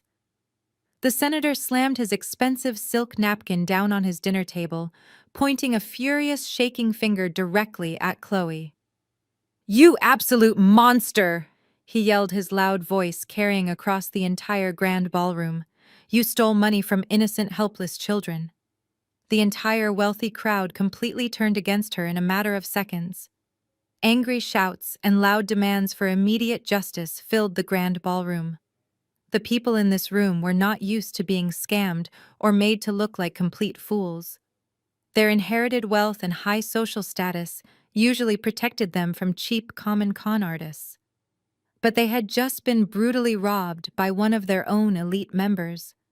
Chloe was physically shaking, backing away from the clear podium as the wealthy crowd aggressively shouted terrible insults at her. "The Sterling family is entirely broke," I announced, my voice rising just enough to be clearly heard over the massive, angry crowd. "They have secretly mortgaged their massive luxury estate 3 times. 2 days ago, Chloe forged federal banking documents to secure an illegal $8 million commercial loan under my name, using this exact charity foundation as hidden collateral. When I legally froze that stolen money, she completely panicked and decided to drain the foundation dry tonight, before fleeing the country." I clicked the remote one final time. The massive screens displayed the exact flight itinerary for a private luxury jet scheduled to leave for Geneva, Switzerland, at exactly midnight tonight, booked exclusively under Chloe maiden name. "You did not come here tonight to graciously accept a charity presidency, Chloe," I said, walking right up to the very edge of the grand stage, looking directly up into her terrified, panicked blue eyes. "You came here tonight to violently rob your wealthy friends blind one last time and completely abandon your own family to take the massive federal fall. You are nothing but a cheap, greedy thief hiding behind expensive diamonds and a fake high society smile." The absolute truth was completely laid bare for the entire city to see. Every single illegal transaction, every single stolen dollar, every single malicious lie was permanently burned onto those massive digital screens. The wealthy elite donors who had once eagerly clapped for her and heavily praised her supposed generosity were now openly demanding her immediate federal arrest. Several board members were already frantically dialing their personal corporate attorneys and federal contacts on their cell phones. Chloe looked completely trapped. She darted her panicked eyes toward the side exits of the grand ballroom, desperately searching for any possible escape route. She took a quick step backward, her expensive designer heel catching on the thick stage carpet. She stumbled awkwardly, nearly falling down in front of the furious, screaming audience. There were no more fake smiles, No more racial microaggressions, and absolutely no more arrogant hiding behind her wealthy white privilege. She was completely exposed, stripped of her elite power, and left entirely defenseless in front of the exact people she had so ruthlessly manipulated. The heavy silence that had initially filled the room was now completely replaced by a deafening roar of absolute high society outrage. And I just stood there calmly watching her entire fake empire burn directly to the ground. "Cut the power," Chloe screamed at the top of her lungs, her voice cracking into a shriek that echoed over the angry crowd. "Turn off those screens right now!" She spun wildly, pointing a shaking hand toward the darkened audio-visual booth where I had locked the system. When the giant screens behind her remained brightly illuminated, displaying her financial crimes, she completely snapped. She grabbed a crystal champagne flute from the acrylic podium and hurled it directly at my face with all the force she could muster. I did not duck or flinch. The heavy glass sailed through the air and smashed violently against the polished edge of the stage next to my designer heels. It shattered into 100 tiny pieces, showering the floor around me with expensive alcohol and broken glass. I looked down at the shattered pieces and then back up at her. "You are completely out of options, Chloe," I said, my voice projecting clearly through my wireless microphone. "You cannot bully your way out of financial fraud, and you cannot throw a temper tantrum to make the truth disappear." The wealthy guests standing in the front rows instinctively stepped backward, moving away from the stage to distance themselves from her violent outburst. The state senator, who had just realized his scholarship donation was gone, pulled his wife away, looking at Chloe with absolute disgust. The glittering ballroom had instantly turned into a hostile prison for her. "Someone call hotel security right now," Chloe pleaded desperately, looking at the wealthy faces she used to command so effortlessly. "Tell the building manager to cut the main electrical breaker. Please, you have to believe me. This is a massive misunderstanding." Nobody moved to help her. The elite charity board members simply glared at her, their arms crossed tightly in judgment. Richard, the older foundation president, who had warmly embraced her just 20 minutes earlier, now looked at her as if she were a dangerous criminal. "We are not cutting the power," Chloe Richards stated firmly, his voice shaking with intense betrayal. "We are going to leave those screens on until the proper authorities arrive." Chloe realized nobody was going to save her. She hiked up the heavy silver fabric of her $20,000 designer gown and prepared to make a desperate run for the rear service exit located behind the massive stage curtains. She thought she could still reach her waiting private limousine in the underground parking garage. But just as she took her first panicked step toward the dark curtains, the massive double doors at the main entrance of the grand ballroom violently swung open. The loud, heavy thud of the thick wooden doors hitting the marble walls immediately silenced the angry shouting of the wealthy crowd. A team of 12 federal agents wearing dark tactical windbreakers, with large yellow letters printed across their backs, marched aggressively into the brightly lit room. They moved with absolute precision and undeniable authority, completely ignoring the lavish decorations and the highly wealthy status of the people standing in their way. The crowd parted instantly, creating a wide, clear path straight down the center aisle. The lead federal agent, a tall, imposing man with graying hair and a highly serious expression, walked directly toward the illuminated stage. He held a thick stack of official legal documents tightly in his strong hand. Chloe stopped dead in her tracks, her eyes wide with sheer terror as she watched the federal agents march down the center aisle. Her breathing became incredibly shallow and rapid. She looked like a ghost standing under the bright stage lights. The lead agent reached the bottom of the stage steps and looked directly up at her. "Chloe Sterling," he announced, his deep, authoritative voice carrying effortlessly across the quiet ballroom without needing a microphone. "We are with the Federal Bureau of Investigation. We hold a highly classified federal warrant for your immediate arrest on multiple counts of wire fraud." Chloe shook her head rapidly, her perfect blonde hair falling completely out of its elegant styling. "You cannot arrest me here," she stammered, her voice barely a weak whisper. "I am a highly respected member of this community. I demand to call my private corporate attorney right now." The lead agent did not smile or show any sympathy for her pathetic display of elite privilege. Your corporate attorney has already been fully notified of these severe federal charges, ma'am, the agent replied coldly, stepping up onto the grand stage. And considering the extremely comprehensive audio confession we recently received, detailing your exact plans to illegally drain your mother-in-law retirement funds and flee to Switzerland, your lawyer strongly advised us to consider you an extreme flight risk tonight. Chloe turned her terrified eyes toward me. The realization finally crashed down upon her, completely shattering her massive, arrogant ego. She finally understood exactly what Julian had done. The tiny recording device, the violent struggle in the dark study, and my calm smile in the driveway all made perfect, terrifying sense to her now. You sent Julian wearing a federal wire, she whispered, staring at me with pure, unadulterated hatred. You set me up, Maya. I simply smiled, turning off my wireless microphone.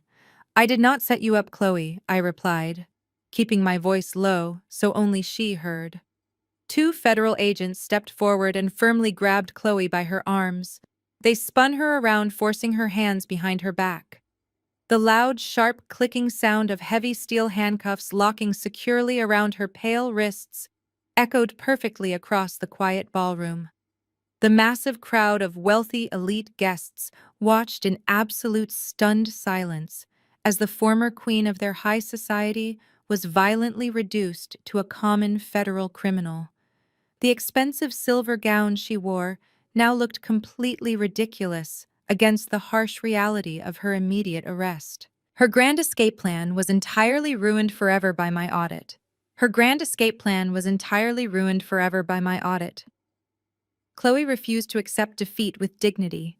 Pure adrenaline ripped through her. She jerked her arm forward, slipping her wrist out of the agent grip before the cuff could lock. I will absolutely not go to a federal prison, she screamed. She shoved the agent backward and hiked up her heavy silver gown. She abandoned all elite decorum, sprinting desperately across the marble floor toward the rear service exit. She looked completely ridiculous running for her life.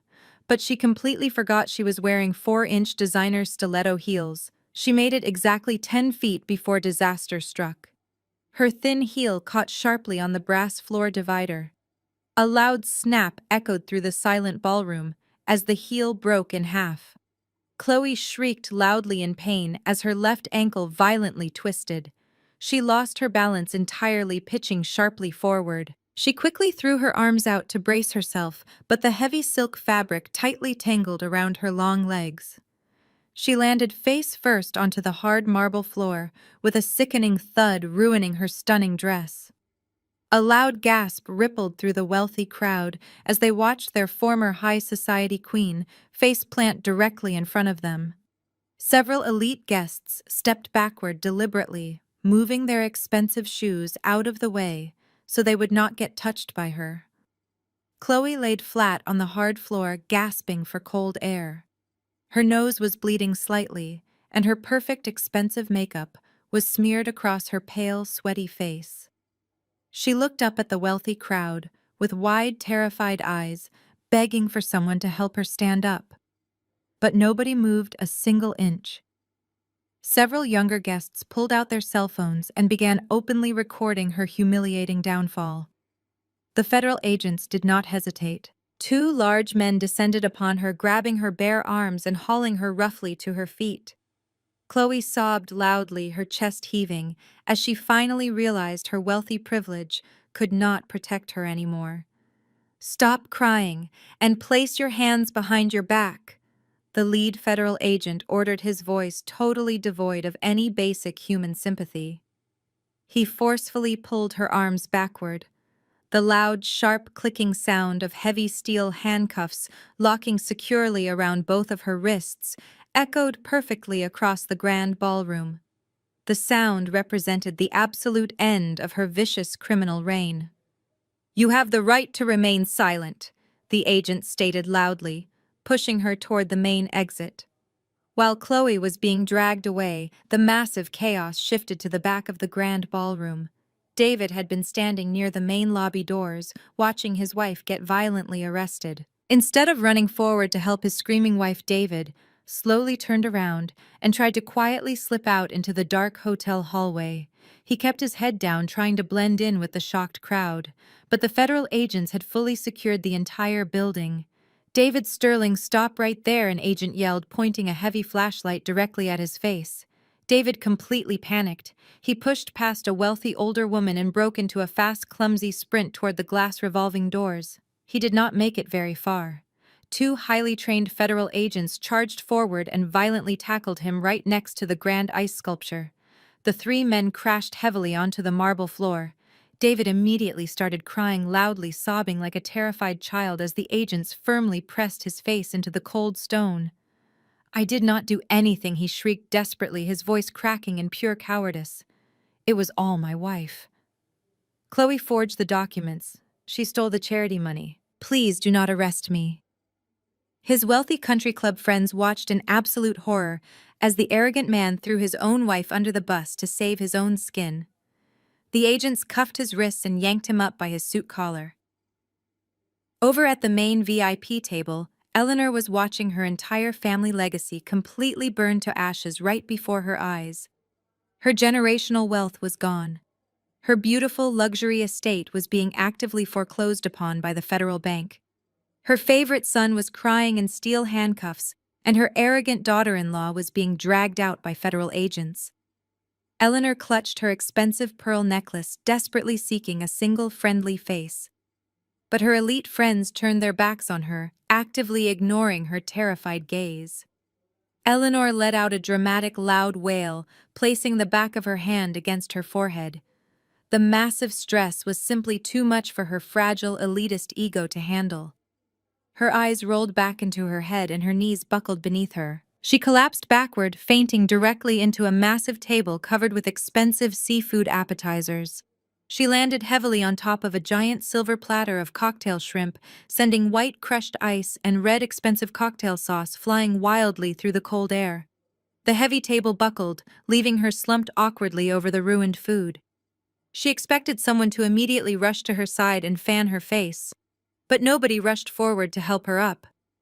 The wealthy guests actively stepped away, avoiding the embarrassing spectacle. I stood perfectly tall on the grand illuminated stage, holding the microphone loosely at my side. I looked down at the complete and utter destruction of the powerful Sterling family. They had tried to destroy my life because they thought my background made me weak and easily disposable. They thought they could use my spotless federal reputation as a cheap shield for their massive greed. I took a deep breath of the cool air circulating through the grand ballroom. The heavy screens behind me continued to softly glow, displaying the absolute truth. I had not simply defeated my highly arrogant enemies tonight. I had completely obliterated their entire fake empire, and I had done it without breaking a single law. I had completely obliterated their entire fake empire, and I had done it without breaking a single law. Exactly 3 weeks passed since that highly unforgettable night at the charity gala. The severe fallout from Chloe's massive public arrest was incredibly swift and absolutely devastating for the entire Sterling family. The local news stations and major financial blogs ran front-page stories exposing their massive web of deceit and their highly illegal offshore accounts. The elite high society network that had heavily shielded them for decades instantly completely vanished. They were permanently excommunicated from their prestigious country clubs, and their wealthy friends refused to even answer their desperate phone calls. I took a rare morning off from my busy accounting firm to witness the absolute final chapter of their financial ruin. I parked my black vehicle across the street from the massive county courthouse and walked up the wide concrete steps. Today was the official bank foreclosure auction for the grand Sterling family estate. I walked into the crowded auction hall and stood quietly in the back row. The room was filled with wealthy real estate developers and aggressive property investors eager to buy the massive luxury mansion at a steep discount. I did not raise a bidding paddle. I simply stood there with my arms crossed, watching the highly energetic auctioneer stand behind his tall wooden podium. He rapidly called out the rising numbers, completely stripping away the rich legacy the arrogant family had always bragged about. The massive estate with its sprawling green lawns and heated swimming pools was no longer a symbol of elite white privilege. It was just another distressed bank asset being sold off to the absolute highest bidder. Going once, the auctioneer shouted, pointing his wooden gavel at a wealthy developer in the front row. Going twice, sold for $4.2 million. The sharp crack of the wooden gavel hitting the heavy block echoed loudly across the large room. That single loud sound officially ended 4 entire generations of inherited wealth. They had absolutely nothing left to their name. While the wealthy investors signed their official property deeds, I walked back outside into the bright morning sunlight. I thought about Eleanor and her massive, arrogant ego. The federal bank had officially seized all her remaining financial assets to help cover the massive toxic land cleanup fees and the stolen charity funds. She was forcefully evicted from her beautiful grand estate just 2 days ago. I knew exactly where she was currently living, because my firm was still officially assisting the federal investigators with the massive asset recovery process. Eleanor was forced to move into a tiny, cramped one-bedroom apartment in a highly run-down, low-income neighborhood on the far east side of the city. It was the exact type of neighborhood she used to aggressively mock and openly look down upon whenever we attended her lavish family dinners. There were no more expensive silk tablecloths or imported crystal champagne flutes for her to enjoy. She had to pack her few remaining personal belongings into cheap cardboard boxes all by herself. Her prestigious country club friends had completely abandoned her, refusing to associate their clean names with a notorious federal criminal family. She was entirely alone, trapped inside a tiny, damp apartment, completely consumed by her own bitter regret. She finally had to experience the harsh, unforgiving reality of living in the exact poverty she used to constantly laugh at. But Eleanor's highly pathetic living situation was an absolute luxury compared to the dark nightmare Chloe was currently facing. Chloe was officially denied bail by the federal judge during her initial arraignment hearing. The judge had listened carefully to the crystal-clear audio recording Julian had secretly captured in the dark study. Hearing her openly brag about illegally bypassing bank security protocols and violently plotting to drain her own mother-in-law retirement fund completely destroyed any chance of leniency. The strict federal judge publicly labeled her an extreme flight risk and an incredibly dangerous financial predator who showed absolutely zero remorse for her actions. Chloe was currently sitting inside a highly secure federal holding cell, wearing a cheap, bright orange prison jumpsuit instead of her $20,000 silver designer gowns. The federal prosecutors had officially charged her with massive wire fraud, aggravated identity theft, and severe federal tax evasion. Her highly expensive corporate lawyers had completely abandoned her because she simply had no money left to pay their massive legal retainers. She was assigned an overworked public defender who strongly advised her to immediately plead guilty to avoid spending the rest of her natural life behind bars. She was currently facing a mandatory minimum sentence of 20 entire years in a maximum security federal penitentiary far away from her elite lifestyle. I walked down the concrete courthouse steps, feeling an incredibly deep sense of absolute peace. I did not feel any guilt or remorse for what had happened to them. They had aggressively dug their own deep graves the very moment they decided to illegally forge my signature and use my spotless federal reputation as a cheap shield for their massive greed. They severely underestimated my high intelligence and my relentless drive.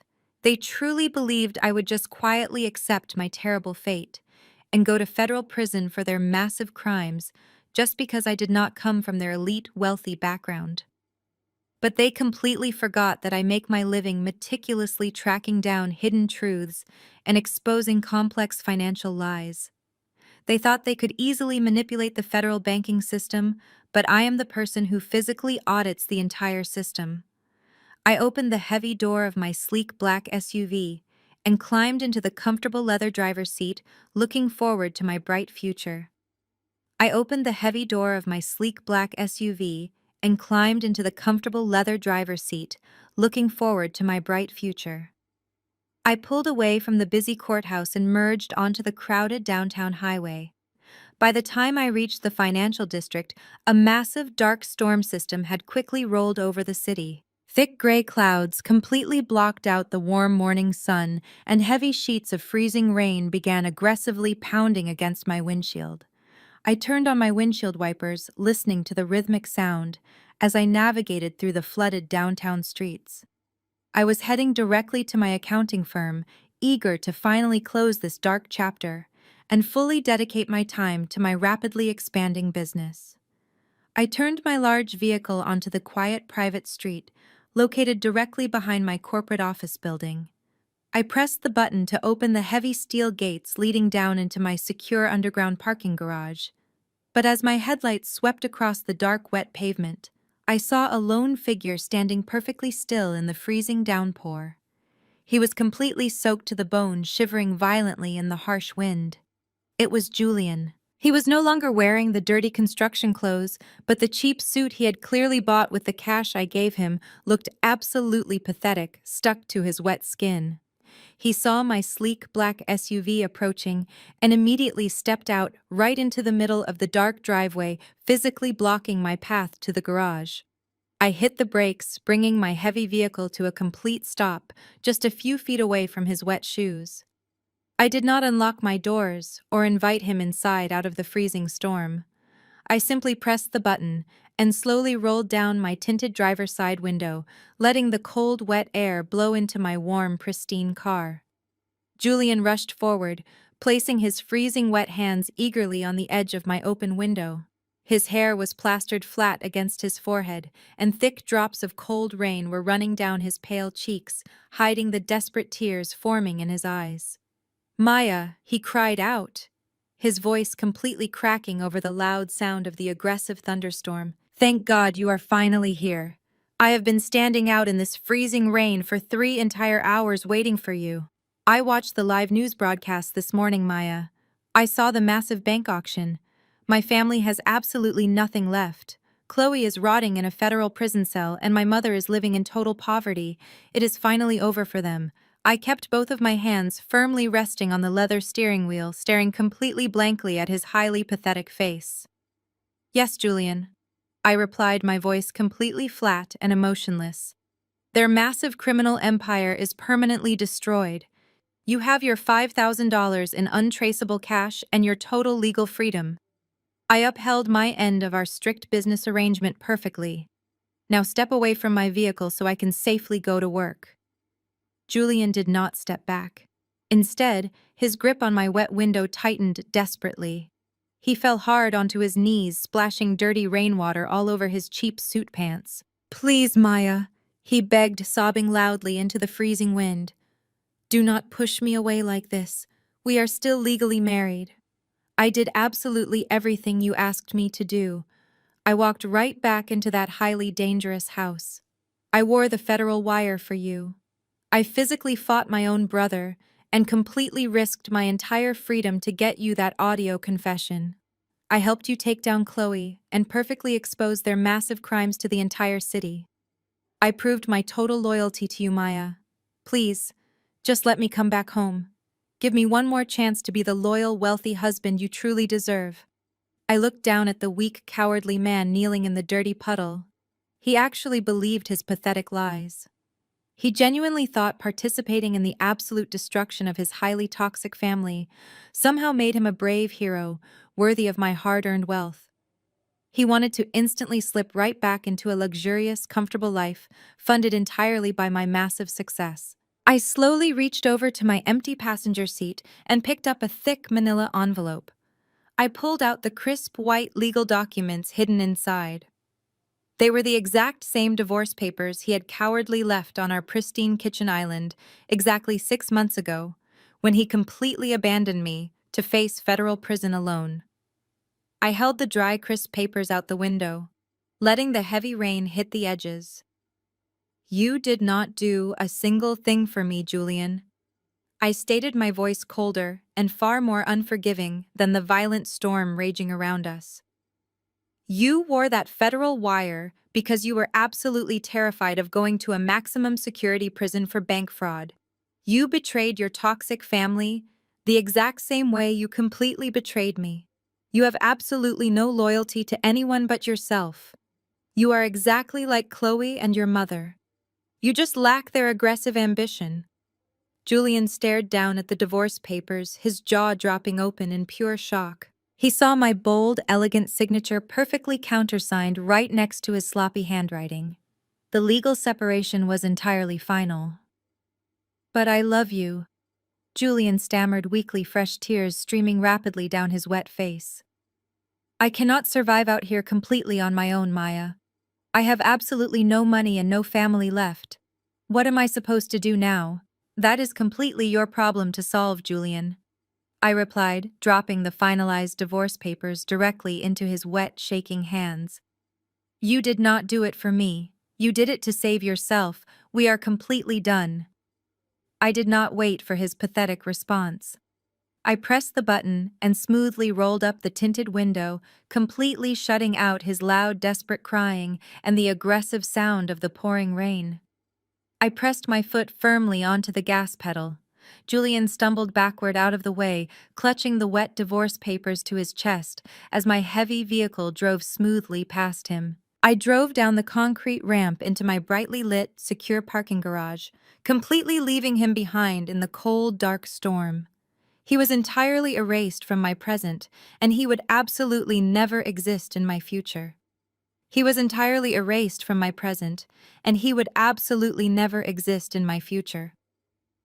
Fast forward exactly 18 months since that dark, stormy morning in the underground parking garage. The heavy, dark clouds of that highly stressful period have completely vanished from my life forever. I am currently standing in my spectacular brand new corner office, located on the 50th floor of the most prestigious commercial skyscraper in the entire downtown financial district. The bright, warm morning sun is shining beautifully, streaming directly through the massive floor-to-ceiling glass windows that wrap completely around my expansive suite. The sweeping view of the vibrant city skyline is absolutely breathtaking, but the incredible business I have successfully built inside these glass walls is infinitely more impressive. My forensic accounting firm is no longer just a small independent operation fighting for basic industry recognition. We are now officially the largest and most highly respected Black-owned forensic auditing agency in the entire state. After the highly publicized Charity Gala scandal and the massive federal arrests of the Sterling family, my professional reputation skyrocketed practically overnight. The major corporate clients who had previously canceled their lucrative contracts based on Chloe vicious country club rumors desperately called my receptionist begging to hire us back. I did not accept their panicked apologies right away. I made their wealthy chief financial officers sit patiently in my waiting room for hours before finally agreeing to sign brand new corporate contracts at exactly double my original auditing rate. They happily paid every single cent without any argument because they finally understood my absolute undeniable value. My brilliant corporate team has completely tripled in size over the last year. I intentionally hired sharp, highly talented young accountants who grew up in the exact same working-class neighborhoods I did. I actively gave them the incredible high-paying opportunities that the elitist corporate world usually reserves only for people with massive trust funds and legacy family connections. Walking through my busy firm and seeing these brilliant young professionals thriving heavily in a highly supportive environment brings me an incredible amount of daily joy. We currently handle massive international fraud investigations and complex corporate embezzlement cases for the absolute largest financial institutions in the entire country. I built a highly secure, impenetrable fortress of massive success that absolutely nobody can ever take away from me. Sometimes, I take a brief, quiet moment to look down at the bustling, tiny city streets far below my large window and think about the highly arrogant family that actively tried to completely destroy my life. I do not think about them with any lingering anger or deep personal bitterness anymore. I simply view them as a highly complex mathematical equation that I successfully solved and permanently archived away. Chloe was officially sentenced to 24 entire years in a maximum security federal prison without any possibility of early parole. Her massive, fragile ego was completely crushed under the heavy, unforgiving weight of absolute federal justice. Eleanor is still living miserably in that tiny, cramped, low-income apartment, completely forgotten by the wealthy high society friends she valued significantly more than basic human decency. And Julian simply faded away into the absolute total obscurity he always truly deserved, completely cut off from the massive generational wealth he lacked the basic courage to earn for himself. They built their entire prestigious family legacy on a highly fragile foundation of ugly lies, massive greed, and intense racial entitlement. When I finally pulled the heavy curtain back, their entire fake empire crumbled into useless dust in a matter of mere seconds. I slowly walked over to my large custom mahogany desk and gently touched the smooth, polished surface. I did not inherit this massive, incredible success. I did not rely on a wealthy father or a heavily funded trust account to easily buy my way into these highly elite corporate rooms. I built this incredible financial empire, brick by brick, using my own sharp intellect, my relentless work ethic, and my absolute unwavering dedication to finding the total truth. The high society elite heavily tried to use my working class background as a sharp weapon against me. They mistakenly thought that because I did not grow up attending expensive private schools or highly exclusive country clubs, I would be completely weak and easily manipulated. They fundamentally misunderstood the incredible immense strength it actually takes to survive and heavily thrive when the entire financial system is specifically built to keep you permanently locked out. That incredible unyielding strength ultimately became my absolute strongest armor.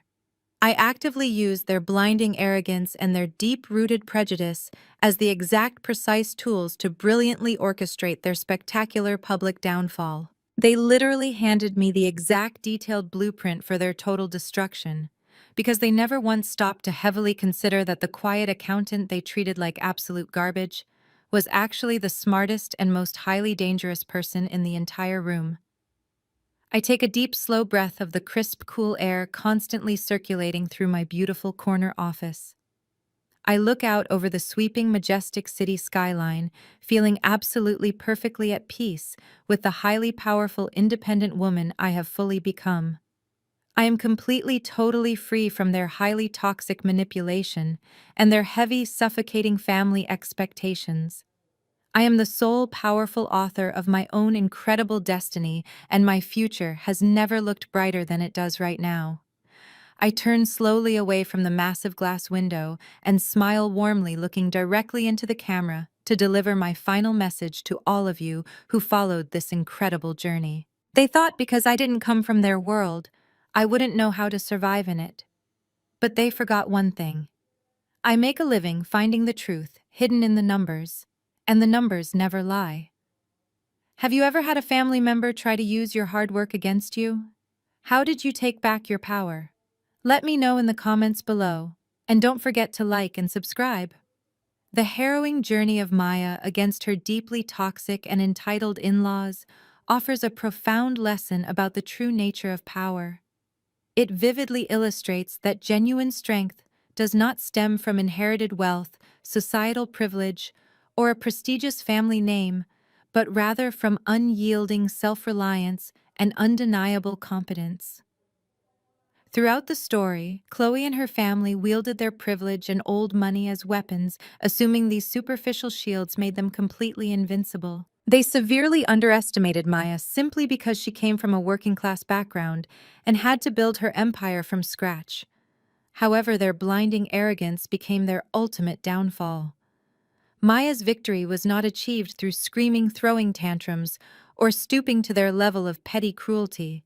Instead, she triumphed through her meticulous education, her sharp intellect, and her flawless understanding of her own professional worth.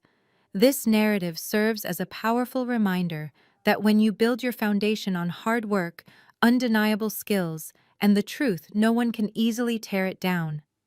Toxic people will often try to use your dedication against you or make you feel inferior to elevate their own fragile egos.